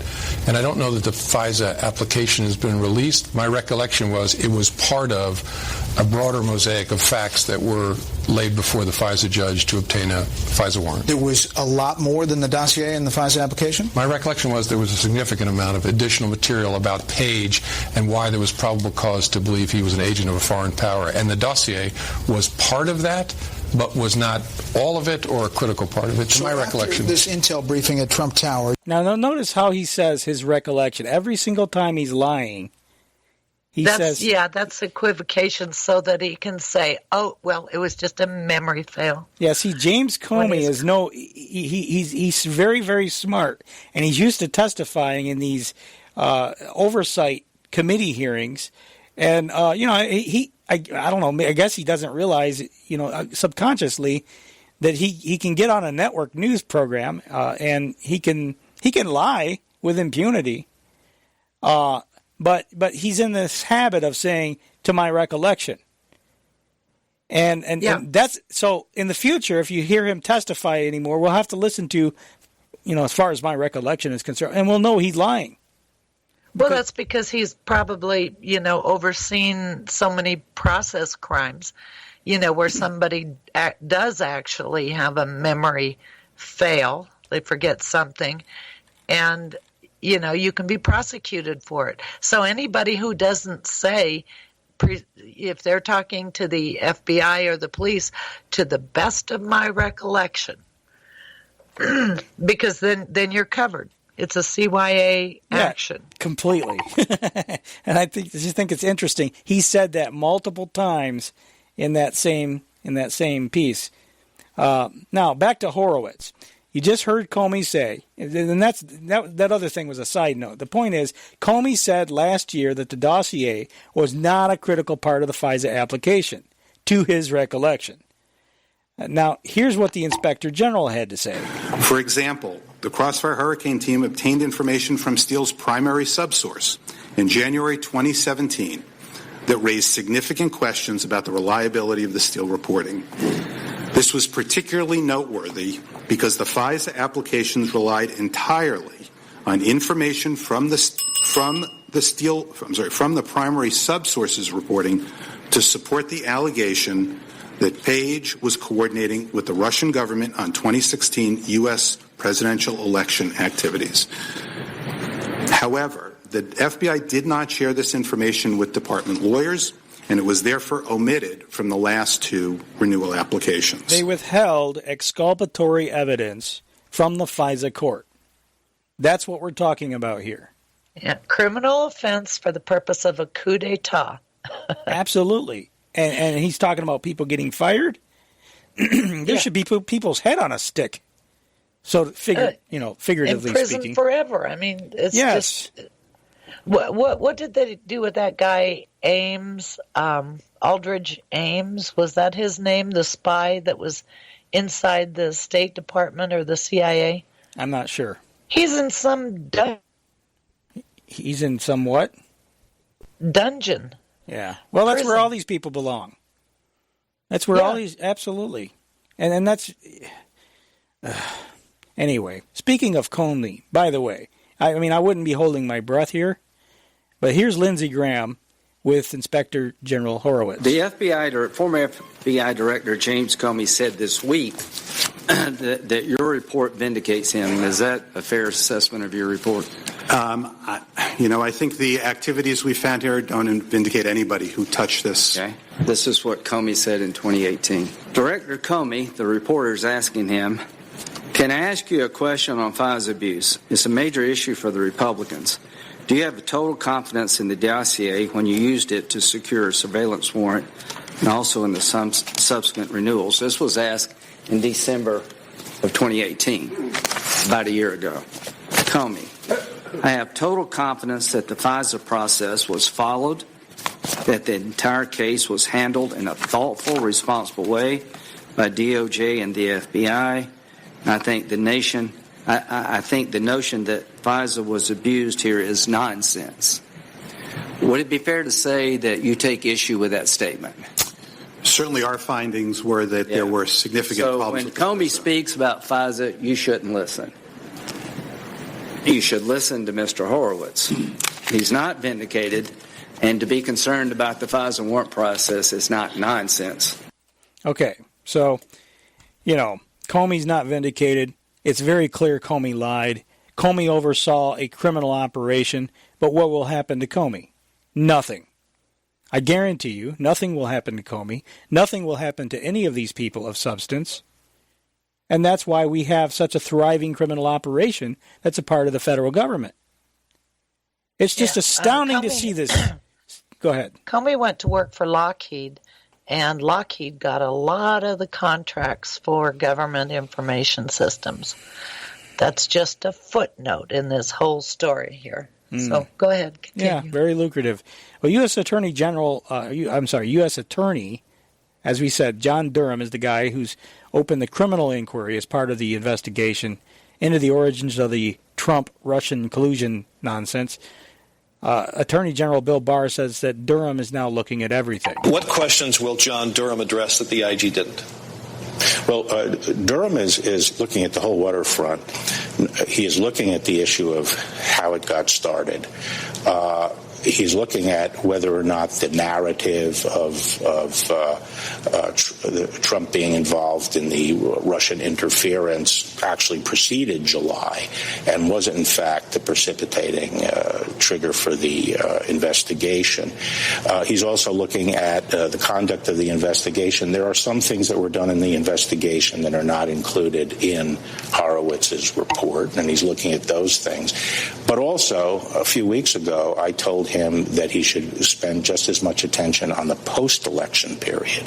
And I did that because of some of the stuff that Horowitz has uncovered, which to me is inexplicable. Inexplicable. Well, what I said is their case collapsed after the election, and they never told the court, and they kept on getting renewals on these applications. There was documents falsified in order to get these renewals. There was all kinds of withholding of information from the court. And the question really is, what was the agenda after the election that kept them pressing ahead after their case collapsed? This is the President of the United States. Okay, so we now know that the FBI took the Steele dossier and the Cody Shearer dossier, which, I'm sure they combined them. The point is they took this discredited dossier. They knew it was discredited. They took it to the FISA court to get surveillance warrants against Carter Page. And, we're talking about Carter Page, but this is only one aspect of it. How many other fraudulent surveillance? See, originally they were turned down. That's the thing I don't think we mentioned. They were originally turned down. They didn't have enough information to surveil him. And I think that probably really surprised them, because this FISA court, if you can call it a court, I don't even like to call it a court. This secret chamber, this secret dungeon of surveillance, never, hardly ever turns down any surveillance requests. They approve like 97% of what's brought before them. So it probably really threw them for a loop, these FBI agents, when they were turned down. And so then somebody came up with the idea to, maybe we can use this dossier. And they knew it was thoroughly discredited, but that doesn't matter. So they lied to get the warrant. But how many other people are we not even talking about here? That's my question, because if they did it to Carter Page, they're doing it to all of us, probably. If they'll go to the... They don't need warrants for us because we're just peons. But they're supposed to get warrants. They're supposed to, but they don't do much. How much of of that illegal activity is going on to this day? How do we know? How would we know?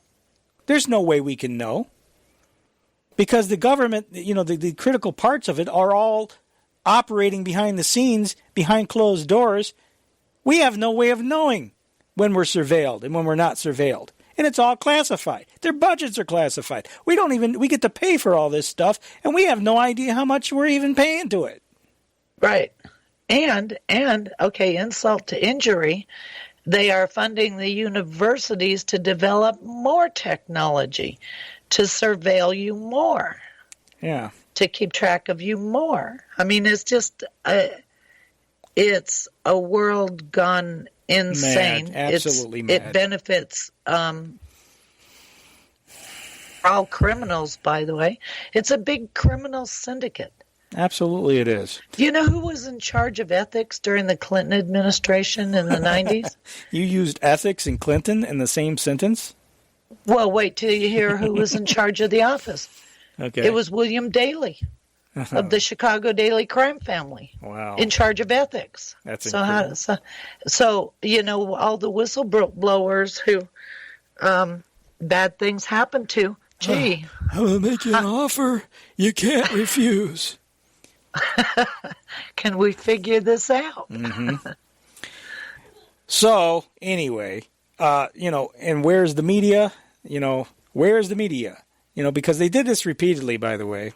While they were doing all of that, while they were getting all the warrants on false pretenses, lying to the FISA quote-unquote court, this is what the lying Mockingbird media was telling the people. Parts of the now infamous dossier on Trump have proven to be true. I know the history of the dossier, but it hasn't been discredited. In fact, it's been the opposite. It's been corroborated. Much of the dossier has been corroborated. This discredited dossier, which was paid for, Your intel community has corroborated all of the details in there. The meeting. Some of the substantive content of the dossier we were able to corroborate in our intelligence community assessment, which from other sources in which we had very high confidence level. We know that with the FISA application, the relevant parts of Christopher Steele's dossier were corroborated. Say that if the application included information from the dossier, it would only be after the FBI had, in fact, corroborated information through its own investigation. We also know that as time goes on, more and more parts of the Steele dossier get corroborated. So when the president just refers to it as fake dossier, that is false. I don't think that is the accurate characterization for the entirety of the dossier. To be clear, investigators have corroborated part of the dossier. The dossier has been corroborated by the intelligence community. U.S. investigators have corroborated some of the allegations in that dossier, although we do know that parts of it have been corroborated. It's not been corroborated, but it hasn't been disproven either. Is there anything in the dossier that has been disproven?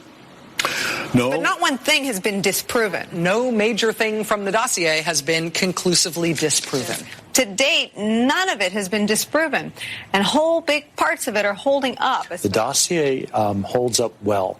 None of it has been disproven. All of the allegations in it, I don't know that anything has been disproven.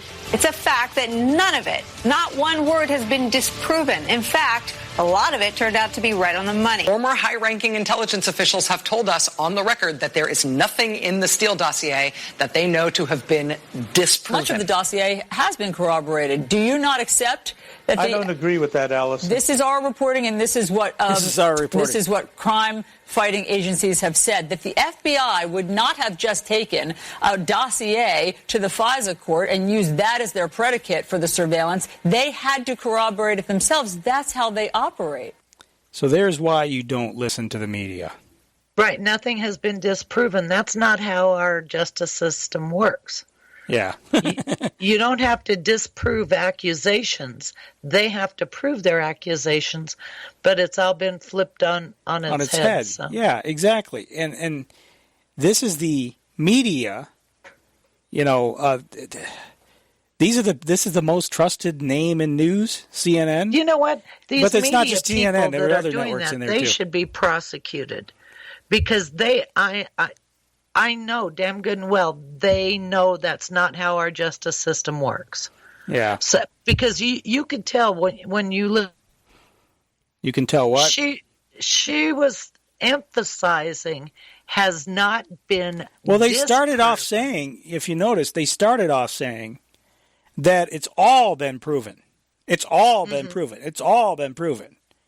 I think originally they were saying parts of it. Parts of it were proven. Then they said it's all been proven. They doubled down. And then it switched at some point from saying that it's all proven to, well, it hasn't been disproven. So yeah, exactly. This is how, and people say that the media, people are trusting the media. Folks, Operation Mockingbird, look it up. Look it up. Operation Mockingbird was a CIA operation to plant stories in the media, to influence public thought. But what we have today is a far removal.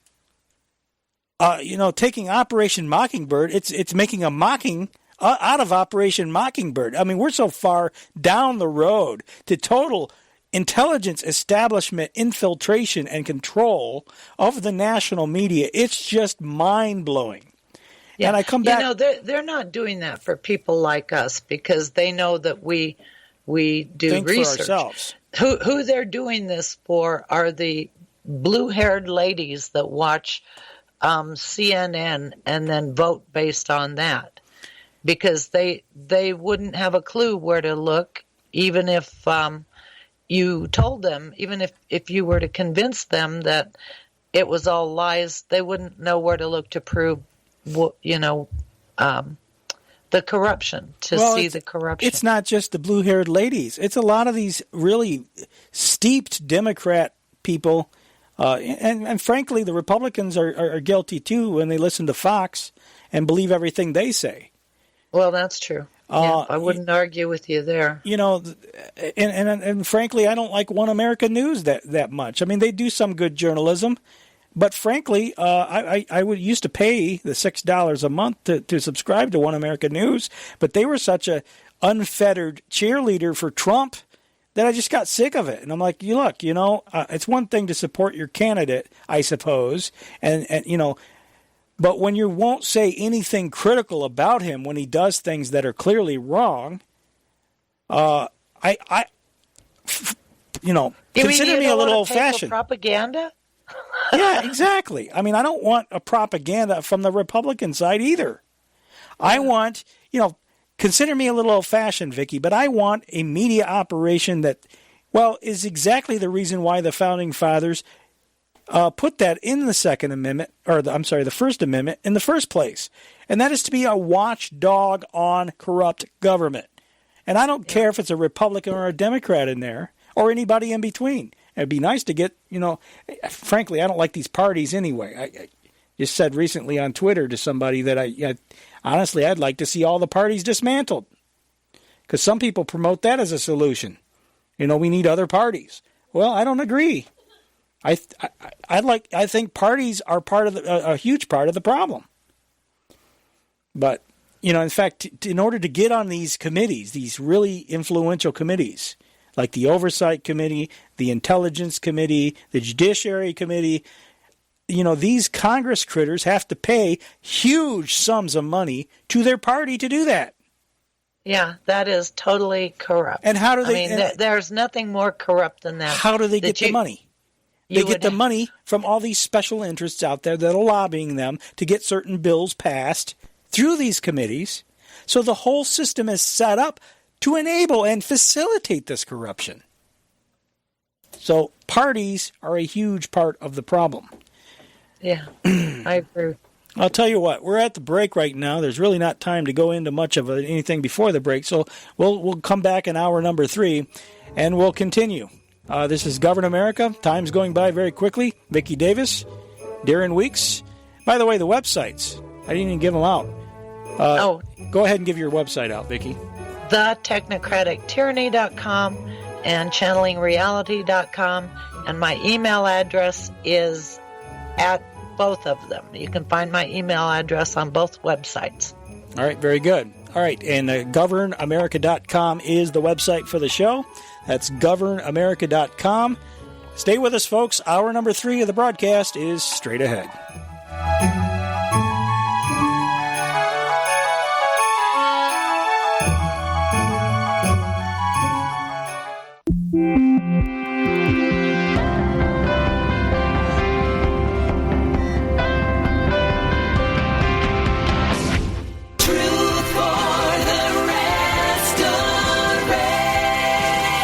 Of our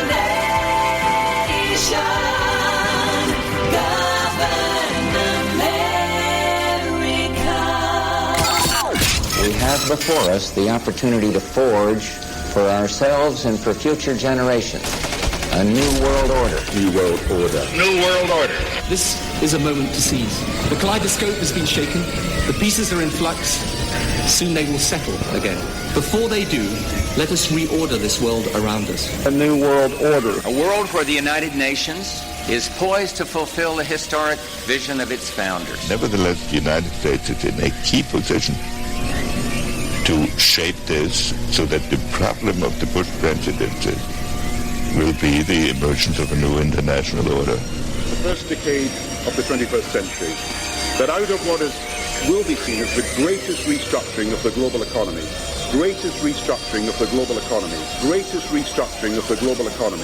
a new world order was created. Documenting the crisis of our republic. The very word secrecy is repugnant in a free and open society. And we are, as a people, inherently and historically opposed to secret societies, to secret oaths, and to secret proceedings. Waging war on the New World Order. In the councils of government, we must guard against the acquisition of unwarranted influence, whether sought or unsought, by the military-industrial complex. This is Govern America with Darren Weeks and Vicky Davis. Live from FEMA Regions 5 and 10, this is hour number 3 of Govern America. It continues to be the 14th of December 2019. As we continue on here rapidly through this hour, I want to kill the music in the interest of time. By the way, the website, once again, governamerica.com, governamerica.com for the show. Archives of the show are there. You can get the news there on the main page. There's other information there as well. And don't forget to visit Vicky's thetechnocratictyranny.com, where she has all of her research and information, and also channelingreality.com. Very important sources of information as she continues to do her work, and deep research, folks, stuff that really takes time. You know, it would be something that would be real easy to do here to cover the news every day, because there's no shortage of news to cover. We could easily fill 3 hours by doing that. Deep research takes time, and that's what we present here to you every week, and also that's what Vicky presents to you on her websites. So continuing on here, you know, the House Democrats introduced 2 articles of impeachment against the president on Tuesday. They were for abuse of power, as we said, and obstruction of Congress, both of which absurd, but nevertheless, that's where we are right now. They were supposed to vote on impeachment on Thursday, but abruptly delayed the vote. Now, Representative Ted Deutsch appeared on CNN. He admitted as to the reason why they delayed. First, we're going to talk to someone central to this morning's impeachment vote on Capitol Hill, as well as last night's move to delay the committee vote. Democratic Congressman Ted Deutsch, he is a member of the House Judiciary Committee. We heard you speaking several times yesterday, Congressman. Thanks so much for being with us. Look, thanks, John. We thought this vote was going to happen last night in the committee. We were all staying up late, and then the chairman, Jerry Nadler, gabbled out, the vote will happen this morning. What happened? We went into the day thinking we were going to vote yesterday also, but my Republican colleagues offered amendment after amendment, and it was clear that this was going to go well into the night. And this is the most consequential vote that most members of Congress will ever cast. The American people deserve to see it. It ought to take place in the light of day. And what we heard over and over is that there should be no rush. Well, this is the most important thing we're going to do in the committee.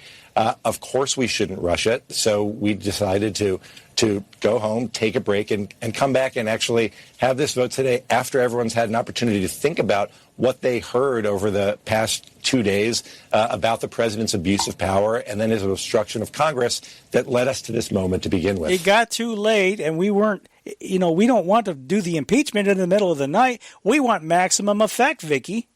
Well, they've got to have the photo ops. You've got to have the media. History is being made, and so, this is footage for the documentary. Well, they've got to have it where all the networks can cover it live, because that's what this whole thing is about. It's a big media show. Yes, it is. They went to all this trouble. They don't want to have the vote in the middle of the night. So, Senator Mitch McConnell on the likelihood that Trump will be removed from office. I would be totally surprised if there were 67 senators to remove the president. That remains my view.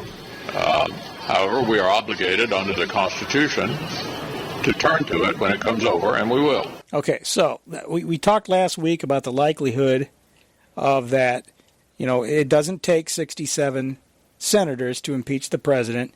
I won't go into all that again this week for interest of time. If you want to hear that, pull up last week's archive, because we talked about that. That all it takes is the Republicans not showing up, or a secret vote for that matter, to tilt the scale. Now, do I think that's going to happen? Probably not. But it's always a possibility, so don't be surprised if in fact it does.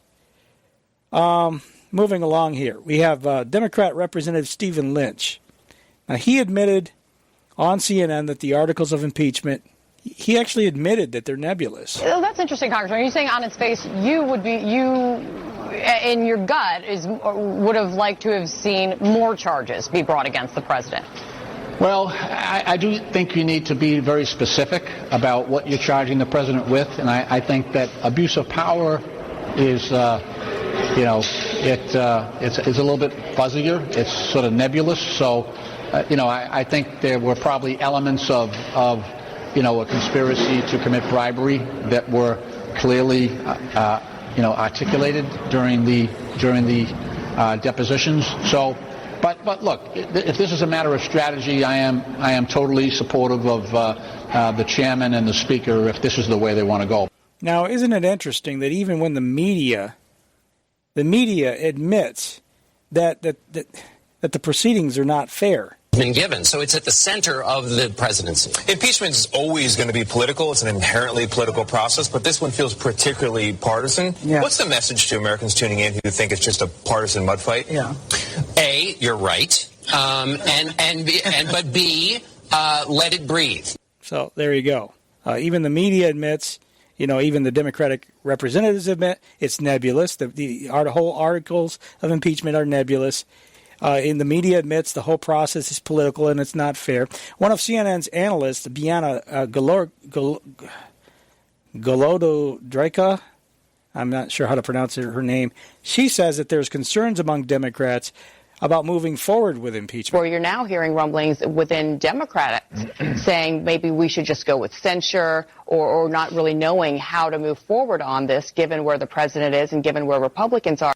And given that Republicans, especially at least Stefanik, some of the more moderate ones, and Will Hurd, after the 2 weeks of testimony that they heard from fact witnesses, did not move at all. They said that they do not believe that anything the president did was impeachable. And in fact, they seem to be protecting the president more than they were prior to these 2 weeks. Now, that was before the impeachment vote, but I just thought it was interesting. Yeah, it doesn't matter, though. They went ahead and moved forward with impeachment anyway. This whole thing is a construction. They were trying to crisis, but they have just done they had a lousy script to work with. Yeah, this is you think with all the money that we give the federal government by the barrel at the point of a gun, they'd be able to come up with something better than this. One would think. It's a very lousy play. I mean, if you wrote this, nobody would come to see it as a play. I mean, it's terrible. Now, what's interesting is Jerry Nadler he was the House he's the chairman of the House Judiciary Committee, which just voted to move forward. And I say before the impeachment vote, obviously they haven't had the full House vote on it yet. So that was the Judiciary Committee I was talking about. And but it's interesting that the guy sitting on the committee that just voted to move forward with impeachment, Jerry Nadler, back in 1998, had a much different view of impeachment. Here's Jerry Nadler in 1998. The effect of impeachment is to overturn the popular will of the voters. We must not overturn an election and remove a president from office, except to defend our system of government or our constitutional liberties against a dire threat. And we must not do so without an overwhelming consensus of the American people. There must never be a narrowly voted impeachment or an impeachment supported by one of our major political parties and opposed by the other. Such an impeachment will produce the divisiveness and bitterness in our politics for years to come. and will call into question the very legitimacy of our political institutions. The American people have heard the allegations against the president, and they overwhelmingly oppose impeaching him. They elected President Clinton. They still support him. We have no right to overturn the considered judgment of the American people. Mr. Speaker, the case against the president has not been made. There is far from sufficient evidence to support the allegations, and the allegations, even if proven true, do not rise to the level of impeachable offenses. Mr. Speaker, this is clearly a partisan railroad job. The same people who today tell us we must impeach the president for lying under oath almost to a person voted last year to re-elect the speaker who had just admitted lying to Congress in an official proceeding. The American people are watching, and they will not forget. You may have the votes, you may have the muscle, but you do not have the legitimacy of a national consensus or of a constitutional imperative. This partisan coup d'etat will go down in infamy in the history of this nation. Thank you, Mr. Speaker. I yield back the balance of my time. To apply all that to today, I mean, back then it was Bill Clinton.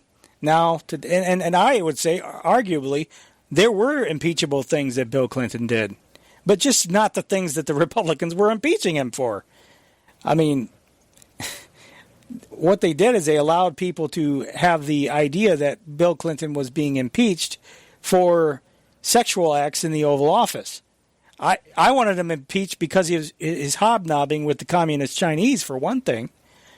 All of our secrets were ending up in the hands of the Communist Chinese. Yep. So. And we're paying the price for it now. Absolutely we are. Representative Al Green was on one of these news shows, and he gave he let the cat out of the bag as to the real reason why they want to impeach Donald Trump. You've been calling for starting articles of impeachment since 2017, but a new Quinnipiac poll taken after the release of the redacted Mueller report found that 66% say Congress should not start impeachment proceedings. And there's a sharp partisan divide, as we all know, with only 4% of Republicans favoring impeachment. Congressman, are you concerned that impeachment talk may actually help the president's reelection? I'm concerned that if we don't impeach this president, he will get reelected. If we don't impeach him, he will say he has been vindicated. He will say the Democrats had an overwhelming majority in the House and they didn't take up impeachment. He will say that we had a constitutional duty to do it if it was there and we didn't. He will say that he has been vindicated. But here's what I say. We're confronting a constitutional crisis as I speak to you. As I look the people of America in the eye, I'm telling you we have a constitutional crisis. When the chief executive officer, the president of the United States, refuses to comply with subpoenas and says he will order others to do so, this creates a constitutional crisis. But this isn't the genesis of it. It started when the president decided he would fire Mr. Comey for his failure, as a result of his desire not to be investigated. And when he decided to do this and he went on TV, national TV at prime time, and indicated he was thinking about this Russia thing, that was the genesis of it. We have a constitutional crisis. I regret that I'm the canary in the coal mine. I regret that I was the person who had to first say that there's some obstruction taking place here. I regret that it has to be me, but it has to be somebody. And I take my duties seriously. I love my country, Mr. Mena, and I want you to know this. We must impeach this president. If we don't, it's not the soul of the nation that will be at risk only. It is the soul of the Congress that's at risk. Congress has a duty, a responsibility, and an obligation that only it can fulfill. No one else can. No other entity can. It is. Okay, I think I'm going to dump out of that in the interest of time. It's kind of interesting how he says repeatedly about we have a constitutional crisis here. You know, that goes back to your comments earlier, Vicky. I'm sure this whole thing is engineered. Yeah. And the logic flaw in what he said is the soul of Congress. Congress has no soul. Yeah, exactly. And everybody knows that, too, who's been paying attention. Everybody should know that by now. Now, this is Adam Schiff at a press conference. See if you can pick out what's wrong with this statement. The evidence of the president's misconduct is overwhelming and uncontested. And how could it not be when the president's own words on July 25th I would like you to do us a favor, though. Lays so bare his intentions, his willingness to sacrifice the national security for his own personal interests. And when the president got caught, he committed his second impeachable act, obstruction of Congress of the very ability to make sure that no one is above the law, not even the President of the United States. The evidence is every bit as strong that President Trump has obstructed Congress fully, without precedent, and without basis in law. If allowed to stand, it would decimate Congress's ability to conduct oversight of this president or any other in the future. Got any comments on that? You just keep. There gets to be a point when you can't say this whole thing is scripted and ridiculous. You just can't say it anymore. Let me play this one more time. The evidence is every bit as strong that President Trump has obstructed Congress fully, without precedent, and without basis in law. If allowed to stand, it would decimate Congress's ability to conduct oversight of this president or any other in the future. Yeah, well, they're not supposed to do oversight over. There you go.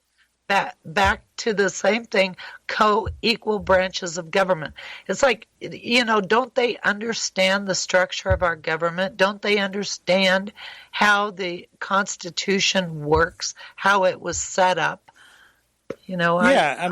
He's saying that they would. If we don't do this, it's going to interfere with our ability to oversee the president or future presidents. Yeah, right. Excuse me, that's not the constitutional system. Well, you know what their problem is that what they are doing is they are setting over a political question. Whether the president whether they can oversee the office of the president, whom the Congress has given all of the authority to negotiate trade agreements and the authority over the agencies of government to oversee. Congress could start pulling back that power immediately. Yeah. Absolutely they can. They acquiesced. They gave it all away, and for what reason? And then thought that they could oversee the president, the office of the presidency. It's not Trump; it's the office of the presidency, because Trump is only in there for a limited amount of time. But what they are trying to do is set a precedent for controlling. For being the ones that actually do all the Yeah, exactly. So anyway, here's Adam Schiff one more time. Now, some would argue, why don't you just wait? Why don't you just wait until you get these witnesses the White House refuses to produce? Why don't you just wait until you get the documents the White House refuses to turn over? And people should understand what that argument really means. It has taken us 8 months to get a lower court ruling that Don McGahn has no absolute right to defy Congress. 8 months for one court decision. If it takes us another 8 months to get a second court or maybe a Supreme Court decision, people need to understand that is not the end of the process. It comes back to us and we ask questions because he no longer has absolute immunity, and then he claims something else, that his answers are privileged and we have to go back to court for another 8 or 16 months. The argument, why don't you just wait, amounts to this. Why don't you just let him cheat in one more election? Why not let him cheat just one more time? Why not let him have foreign help just one more time? That is what that argument amounts to. The president's misconduct goes to the heart of whether we can conduct a free and fair election in 2020. So in order for them to have a free and fair election, they have to overturn the results of the election of 2016. Well, not only that. I mean, that's a non sequitur. But it was interesting what he said. They went to court, which sounds like they went to, and then they have to wait for the Supreme Court. Well, in constitutional questions between the Congress and the presidency. The Supreme Court is the court of original jurisdiction. They should not have gone to a district court to begin with. Yeah, exactly. Well, so they're the ones that threw the delay of game in there. Well, they're the ones that are doing all of the, he says, let them cheat one more time. We've demonstrated very clearly here, as this Inspector General report, being the limited hangout, in my opinion, that it probably is, still demonstrates it's very clear who's doing the cheating here. And they're using foreign governments to do it. Ukraine, for instance. Yes. So, Anyway, that's all I've got on the impeachment and the IG report. I don't know if you had anything else you wanted to say. No, other than it's just a farce. Let me just say that. It's just a farce. It's a setup game to create a constitutional crisis. And I'm not sure. Maybe this deal in Virginia is a scripted event to, kick off the constitutional crisis. Well, I don't doubt that the local sheriffs are probably genuine in their effort to... Well, no, it wouldn't be the local sheriffs. Many of the local sheriffs are the ones... Scripting occurs up above. Right, but they're definitely, just like Rahm Emanuel said. You never want a serious crisis to go to waste. And what I mean by that, it's an opportunity to do things that you think you could not do before. There you go. Rahm Emanuel, and he's doing his, he did, that's the playbook that they use every time. Tell you what, we're going to call on the line. Folks, if you'd like to call in, you're welcome to do so, although we have a lot of material to get to, so please try to keep it brief. The number is 610-600-1776. That's 610-600-1776. Or toll-free 844-646-8376. That's 844-6-GOVERN. Hello, caller. New York, you're on the air. Hello, hi, how you doing? I'm well. On New York. I called in last week as well, and I brought this up about these distractions in the media, and it seems like, we're spending, all this time talking about impeachment, which, will never happen, and I think this is the second or third impeachment craze that's been going on, but what the media definitely does not want us talking about at all is the two things, the passage of the USMCA and this new amnesty bill that's on the docket, the, what is it called, the Foreign Modernization Act, 5038. Now, this impeachment thing will come and go. The president is not going to get impeached. And, 2 months from now, none of us will be talking about it, but the USMCA and amnesty that's about to be granted to millions of people that are here illegally will be with us forever. Yeah. Yeah, and that's going back on another Trump promise. I totally agree with you. I haven't looked at that amnesty bill yet, but I intend to. I did see a couple of pieces of legislation on human rights and the Uyghurs, and I figured they would start up the refugee resettlement system again, because as I said last week, I think they're having it work like two pedals. Yeah. Right. So now we've had the cross-border illegal aliens flooding into the country, so they're stopping that, and they're about to start up the refugee resettlement system, which makes sense, in terms of this third piece, which is the amnesty legislation, right? It's they play games with people, and people they catch up too late. Go ahead, caller. There's so much corruption, and when you take a look at this whole impeachment craze that's going on, I mean, we can spend the rest of our lives trying to figure out, can they do this? Can't they do this? Do they have the authority? But that's going to come and go, and these people are going to remain corrupt. Nobody's ever going to be held accountable. Nobody is ever going to be indicted or get in trouble or any of that. And while we focus all of our energy, even the alternative media, that's all they're talking about. I have to disagree with you slightly that it's not relevant at all. Because we've been talking about a shadow government in our country for many, many years, for many decades, ever since I've been in the Patriot movement and long before I ever was. And the point is that we're seeing the mask come off right now before our eyes. We are seeing, in plain view for everyone to see, a coup d'etat against our ability to elect our own representatives, to have our own self-determination. So I do think it's relevant. Now, you're right. Well, the president is a total straw man. He will come and go. There'll be another one. They'll come and go. But the point is, through the years, all of this is being steered and manipulated by an unseen hand behind the scenes. And I think that is worth discussing. Go ahead, Vicky. Well, the thing is that it's like the title of the last thing I wrote, the issue is not the issue.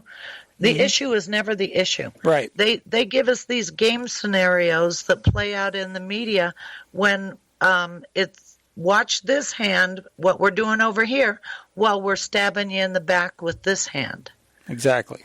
And so I agree with him in the sense that it's irrelevant. The impeachment is irrelevant. Because all it's doing is capturing the attention, is drawing the attention away from what they're doing over here. Yeah, well, there's a lot of things, and I don't entirely disagree with you either. I want to be clear about that. I'll give you the last word. Go ahead. I'm not saying that none of this is relevant. It's totally relevant. The mask comes off. I don't think they really care. I mean, I think they're, just they're showing us like this is what we are. I don't know. I just, I guess what I'm trying to say here is that there are other things that, I mean, this is very important, but the USMCA and the fact that millions of people are going to be granted amnesty, effectively disenfranchising the American people forever. And locking us up into this straitjacket trade agreement, which Trump is out there telling everybody how great this is going to be for us. This is far more disastrous than NAFTA, and it's an international. I completely agree. I forget. Yeah, I mean, I'm not saying that. Again, I'm not saying that none of this other stuff is important. No, that's fine. And the thing is how corrupt. I don't disagree with you. Yeah, I don't disagree with you, and you'll be happy to know that I do have some USMCA stuff here planned as well. But hey, thanks for the call. I appreciate it. Yeah. Yeah. Thanks. All right. Bye-bye. If USMCA passes, it truly is the end of the United States. Well, I think as a nation state. There's no question it's going to pass, more than likely. Yeah. And the new system, the global system, is a communist system. It's socialist international. And all of these trade agreements, you've heard Trump say, oh, this is going to be great, the USMCA, because we're going to make sure that 25% of all parts in cars being imported come from the United States. Well, what is that? That is central planning of the economy. Well, 25%, when you split up things like this, 25% of the inputs into an automobile, that is communist central planning. Sorry, people, it is. Yeah, I was going to go to COP25, but since the caller brought up USMCA, let's just jump to that.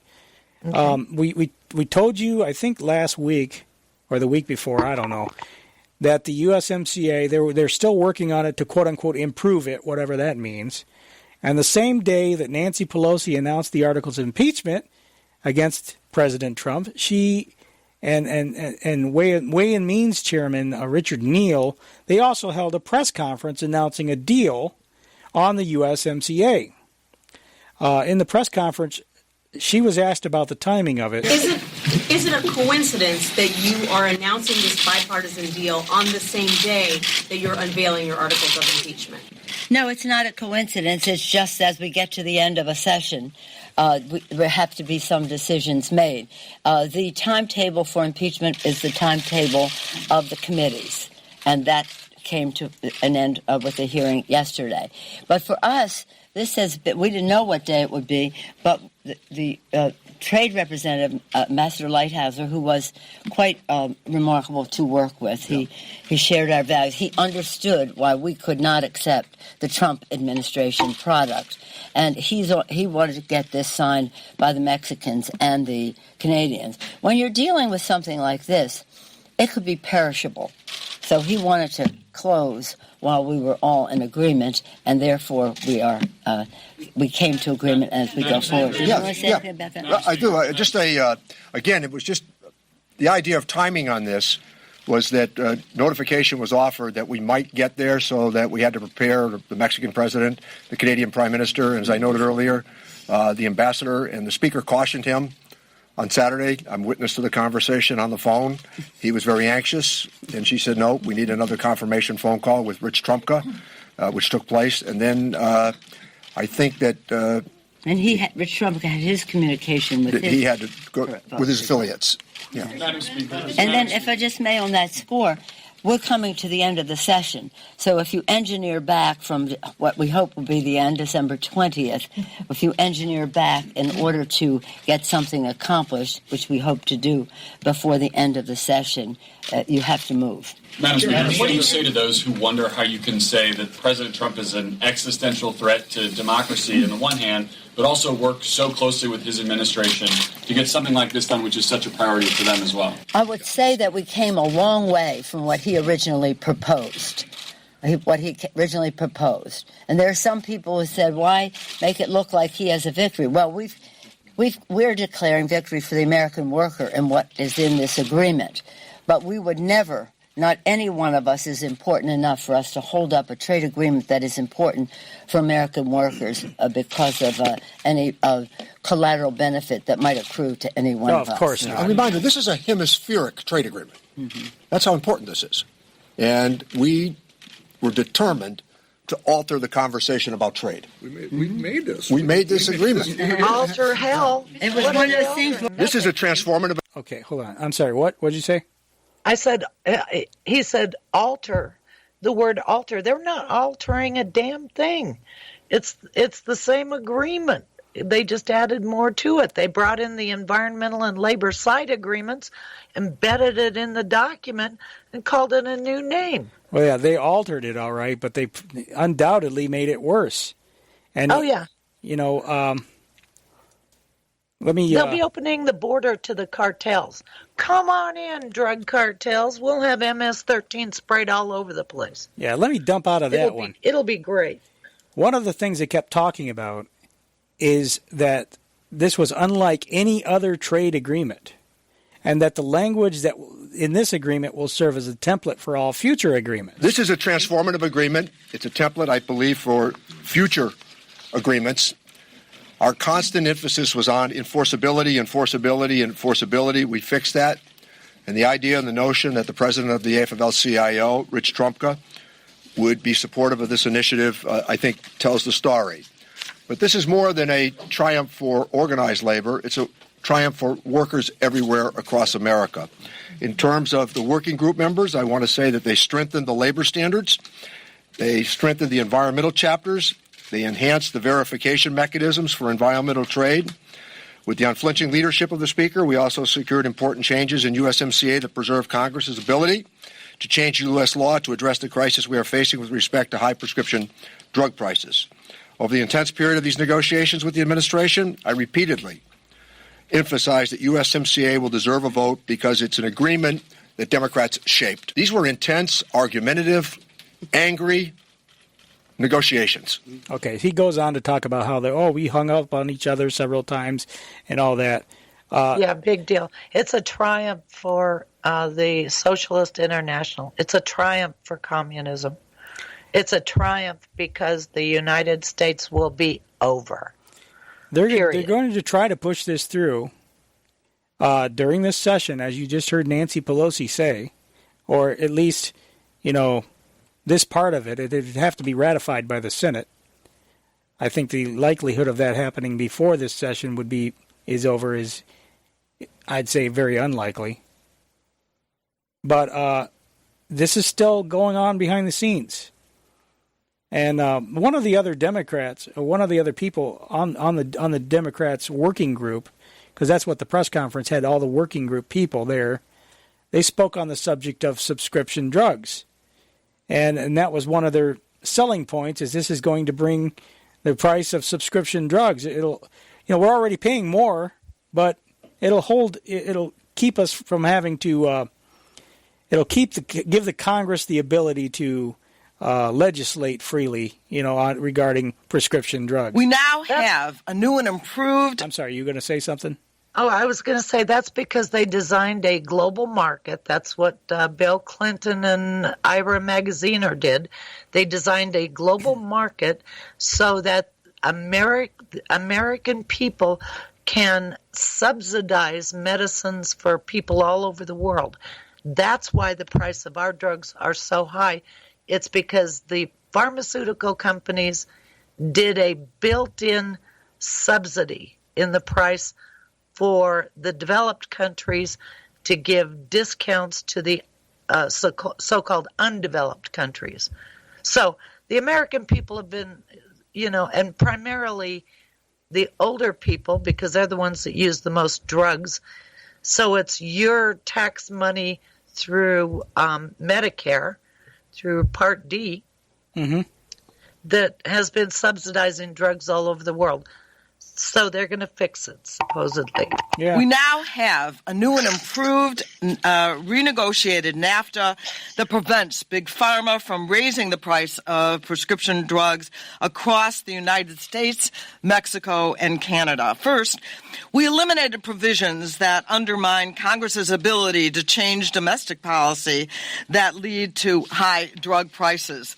The Trump administration tried to tuck into to tuck in big corporate gifts to Big Pharma in the USMCA, 10 years of market exclusivity for biologics. Though we currently have in the United States 12 years of exclusivity in the United States, this trade bill would have tied Congress's hands and prevented us from enacting legislation. I have a bill that would actually lower the exclusivity period. But that provision is now out of the trade deal. It is gone. And because of our current prescription drug pricing crisis, many Americans actually would go to Canada and to Mexico to get lower cost drugs. This would have raised the cost across the hemisphere. Yeah, now we can still go to Canada and get lower cost drugs. Thanks, guys. Okay, let me read this to you. This is in something that I wrote about the global healthcare system, and the title of this is called Biochemical Warfare, the Manhattan Project 2.0. This is an excerpt from a white paper published by the International AIDS Vaccine Initiative. The date of it is June 2001. Tiered or differential pricing permits developing countries to receive favorable prices, but it requires that the global public sector, support appropriate market segmentation and that commercial firms receive a reasonable return on their investment in industrialized countries. So effectively, they're having the industrialized countries subsidize drugs. Now, that's said just for AIDS, but, we're talking about profit-making corporations that are not embarrassed at all to charge $3,000 or whatever for a device for people with diabetes that used to cost $10 or $20 or whatever it is. So that's the kind of subsidies that they're building into the price structure for the global health system. Yeah. There. And it's interesting that they refer a number of times in this press conference, to their partners, the partners that helped them craft the agreement. It's very clear to me that the partners are the multinational corporations. They're the ones that write these trade agreements. And Yeah. Donald Trump is all for big business. I mean, he's a big business guy, so he's pushing this, and he will continue to push this. It's amazing to me that the real significant stuff that would destroy the country did destroy the country under NAFTA, arguably, and we get to look forward to going forward. You know what's interesting? Here, okay, if you have any doubt that this is going to be bad for America, folks, all you have to do is listen to Bill Clinton. Because he was asked what he thought about this USMCA. Bill Clinton is all for it. I think they did the right thing, first of all, on the Mexican trade agreement. It's basically, all it is an update of what we did in 1992, and it was needed to be done. And I'm glad they're doing things that will affect Americans' lives. It's a good thing to do. And it's a good thing for them to agree on something. So I think that was the right thing to do. There you go. There's the guy from the part of the Democratic Socialists of America, or what was the name of that organization we talked about? Democratic Leadership Council. Yeah. The Democratic. Wait, they were politicians that were for the tech industry. But they bragged about being a part of they bragged about being Democratic Socialists at their meeting. Yeah. And they thought, it was all a big joke. Ha, ha, ha, ha. Like, we played the audio on the broadcast. Yeah. But there it is. I mean, we told you folks that Carla Hills, the former U.S. Trade Representative, when NAFTA was put into effect, Carla Hills later on, more recently, said that NAFTA was 20 years outdated and needed to be updated. Right. That's the only reason they're working on it. Other than that, Trump wouldn't touch it, even though he said he would get us out of it. Yeah. And there's another reason why Trump is a traitor to his base and ultimately a traitor to this country. Yeah. You know what, though? I've had a few disputes with people online, and I think they are so desperate for hope. Yeah, that's what it is. That they're overlooking the fact that what Trump promises, he does the exact opposite. So what they're listening to is the hopeful message and ignoring the reality of what's going on. It's Ronald Reagan all over again. It's Ronald sad. Reagan talked America up. Hey, we're the city on the hill. We're that shining beacon of freedom to the world. And it's all a lie. It's all a lie. And it's very apparent more than ever that the fact that we're the notion that we're a shining beacon of freedom on the hill, an inspiration to the rest of the world, Vicky, even as we send our bombs and our drones over there, hey, be inspired. Here. I think that where the inspiration is in the area of marketing. There is nobody better in the world at marketing than the United States. You mean pushing the jobs for jihadis? Look at the boatload of crap that they sell to the American people on a daily basis. They definitely are slick marketers. I'll give you that. Back to the press conference, working group members talked about significantly better environmental rules.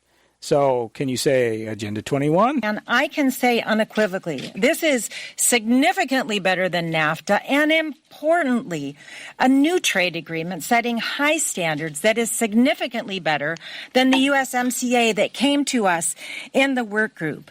And with regard to the environment, we fought hard for these provisions. We have better rules on the environment.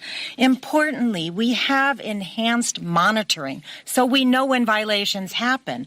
And then critically, we have strong enforcement and strong funding to make sure that those provisions are being enforced. We incorporate several multilateral environmental agreements. We have an interagency committee to assess and monitor.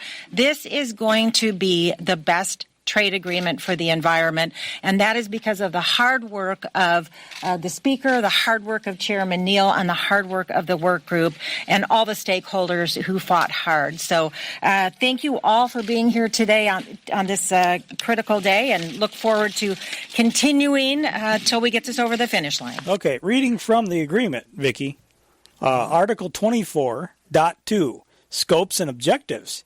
Now, she's talking about strong environmental rules. It says the parties recognize that a healthy environment is an integral element of sustainable development, and recognize the contribution that trade makes to sustainable development.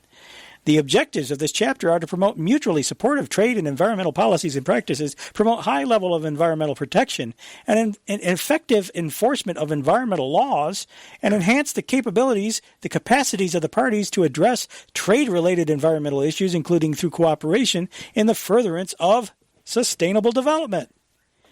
Taking into account their respective national priorities and circumstances, the parties recognize and enhance cooperation to protect and conserve the environment, and the sustainable use and management of their natural resources brings benefits that can contribute to sustainable development, strengthen their environmental governance, support implementation for international environmental agreements. Can you say COP25, people? To which they are a party and complement the objectives of this agreement. All through this chapter is sustainable this, sustainable that, sustainable development here, there, everywhere. Oh, yes. Biological diversity. I see. So they don't need to be in COP21 anymore because we're ahead of everybody. Well, COP21. Go ahead. Sorry. When I was looking at the agreements that led up to NAFTA, they were based on the environment. There was the Montreal Protocol that had to do with the acid rain and hole in the ozone, and then there was an agreement with Mexico. All of them based on the environment, ending with an agreement, a treaty that went over that is registered in Geneva, I believe. I forget, Monterey, is it the Monterey Agreement? I can't quite recall.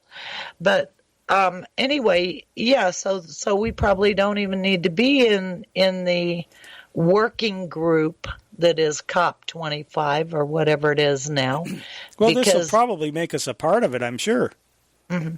Yeah, but what do those agreements? More monitoring, so we will have more management by the Socialist International that is using the environment as a reason, as a justification to manage our economy. Yeah. I mean, it's just no wonder the Russians drank vodka. You know, maybe that's what we ought to do, Darren. Go into the vodka importing business, because within like 5 or 6 years, everybody's going to want to be drunk on their rear end because of all of the lies and the end of the country, and it's just awful. Just to make life tolerable, bearable. Yeah.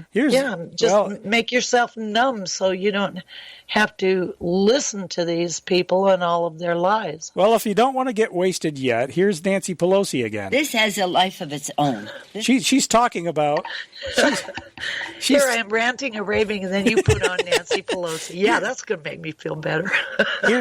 She's talking about what the NAFTA agreement, or NAFTA 2.0, the USMCA, the alleged replacement of NAFTA, but as Bill Clinton said, the updated NAFTA. She's talking about what it's all about. This is about, as the chairman said, globalization is a reality. It is not going away. And when we're shaping a bill that weds trade with the environment, with workers' rights and the rest, it's its own reason for being. Mm-hmm. It has nothing to do with the rest of whatever you were talking about.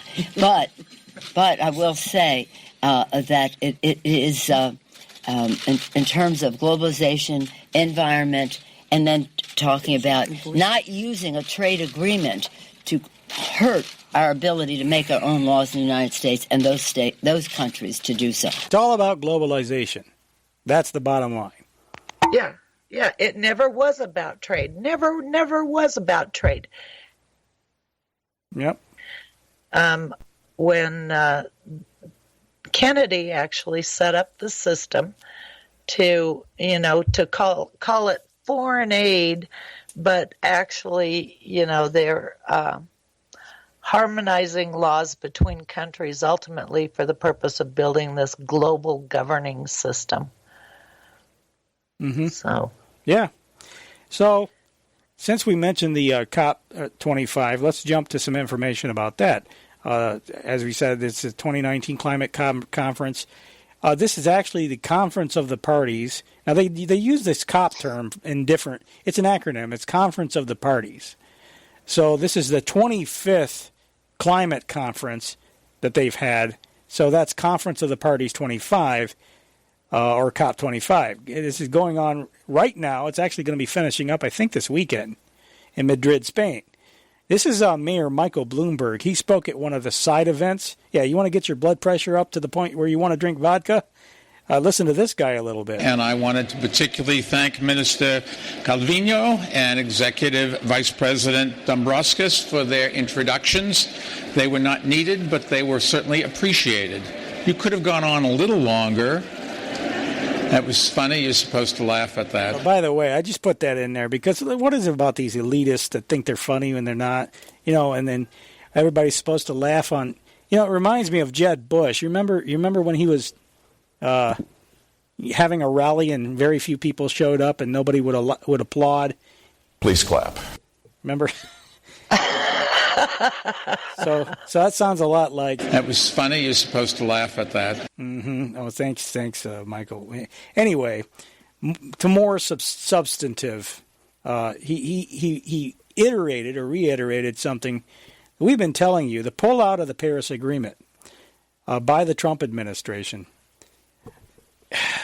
Again, as we said earlier, largely symbolic. While everyone was celebrating Trump's pullout of the Paris Agreement, I wrote an article in News with Views. In fact, I put the article in the show notes because it says the title of it was Trump's Paris Climate Announcement, You've Been Played Again. And I quoted in there from the Paris Climate Agreement, Article 6 says of the Paris Climate Agreement, parties recognize that some parties choose to pursue voluntary cooperation in the implementation of their nationally determined contributions to allow for higher ambition in their mitigation and adaptation actions and to promote sustainable development and environmental integrity. So any local government is free to volunteer, any state government, any place that's controlling, I would assume Indian tribes, tribal governments, so the word governance comes into play here. But any body that is, wants to be a part of this Paris Agreement certainly can be. So Trump arguably didn't pull us really out of anything. He just pulled us out on a national level. And I would say also this USMCA probably puts us right back in. Okay, so what's the logic here? They're dissolving our nation state. They're going to a system of global, regional, and localities, local, cities. So it's in perfect harmony with the whole global strategic plan. There's something else that he said too. This was his speech, okay? I don't have the audio. I'll read from my article. I put this in my article. This is Trump. In order to fulfill my solemn duty to protect Americans and its citizens, the United States will withdraw from the Paris Climate Accord, but begin negotiations to re-enter either the Paris Accord or an entirely new transaction on terms that are fair to the United States, its businesses, its workers, its people, its taxpayers. So we're getting out, he said. But we'll start to negotiate and we'll see if we can make a deal that's fair. So my comments were at the time, we're getting out, but we're going to negotiate our way back in? That doesn't sound very encouraging. So my question is this chapter in the USMCA, Chapter 24, is this what he was talking about, negotiating our way back in? I don't know, but it seems plausible to me. Yeah, especially it does. When the Democrats are coming out. It's like UNESCO. The United States over the years, they've been in and out of UNESCO, but that doesn't prevent them from following along and participating in everything anyway. So it's really, formal participation is just symbolic. Well, and as far as the Paris Agreement, I would argue that without Senate ratification, we were never officially nationally in it to begin with. But it doesn't matter if local governments can adhere to it. Okay, back to Mayor Michael Bloomberg. The group here includes city and state leaders, CEOs, and nonprofits. Unfortunately, it does not include a representative from the White House. For the third year in a row, the Trump administration declined to fund a U.S. presence at the UN Climate Summit. And each of those years, I'm proud to say, Bloomberg Philanthropies has been happy to step in and fill the gap. Here in Madrid, we built a small pavilion to highlight the work that the United States cities, states, businesses, and citizens are doing to fight climate change, just as we did at last year's summit in Poland and the year before in Germany. When President Trump cut funding for the UN Climate Office, Bloomberg Philanthropies, if you remember, stepped in to fill the funding gap.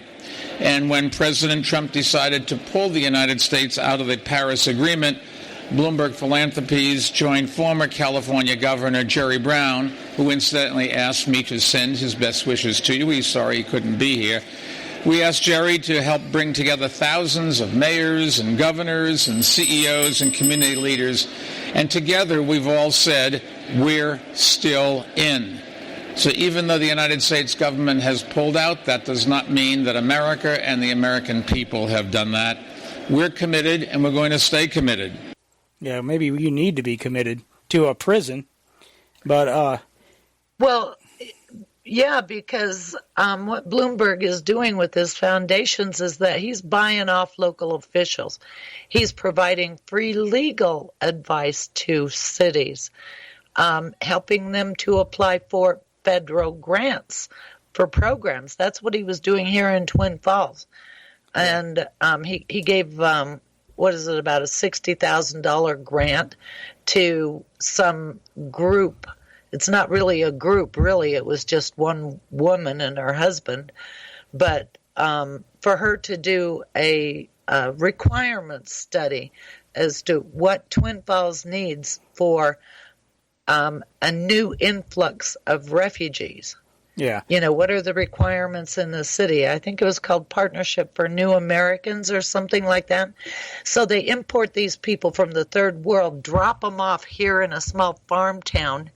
And what does that mean? They have to build new houses, which means that the existing taxpayers have to pay for new infrastructure.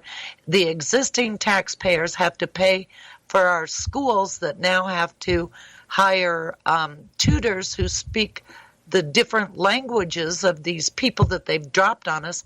What they're doing, they're importing poverty. Importing people, dropping them into smaller communities where there is not the revenue base. They make property taxes go up. Suddenly people can't afford to pay their property taxes. And, they've got to sell their house and move out. Yeah. Exactly. I got one more. We're almost out of time, but I got one more clip from Bloomberg where he talks about, how he basically gets to the meat and potatoes of what this whole thing is about. Look at the droughts where there used to be floods and floods where there used to be droughts, and you see something really is changing. The farmers will tell you that crops are growing differently. They plant at different times of the year. They can plant different things. Something is changing, and we have got to do something about it. The fact is, investments that help fix the climate crisis can also generate returns. So we can make a case to everybody, not only do you have to do it to save your lives, but it's also in your short-term economic interest. And investors are eager to make them, but there are obstacles standing in the way. It can be a lack of reliable data or consistent standards, or lack of a credit rating, which prevents a lot of cities from raising funds, especially in developing countries. The capital is out there. We just need to unlock the capital. And I think we can do that by knocking down these kinds of barriers. So there's what it's all about, folks. It's about the investments. It's about the return on your capital, Vicky. Right. What a well, surprise. yeah, sure. In this globalized world, people like Bloomberg, he is your government. You know, he is acting as a government, and it's not only him, it's Disney and Warren Buffett and other billionaires, Bill Gates. Yeah. As if somehow money makes you smarter and better at running a government. It doesn't. Right, absolutely. And with that, we're going to have to leave, people. Thanks. We're over time, actually, but that's okay. Oh, folks, thanks for being with us on this bumpy ride, and pray for this republic. Do what you can to restore it. God bless each and every one of you, and join us back here next week and bring a friend. Thanks, Vicky. Thank you, Darren. All right. Goodbye, everybody.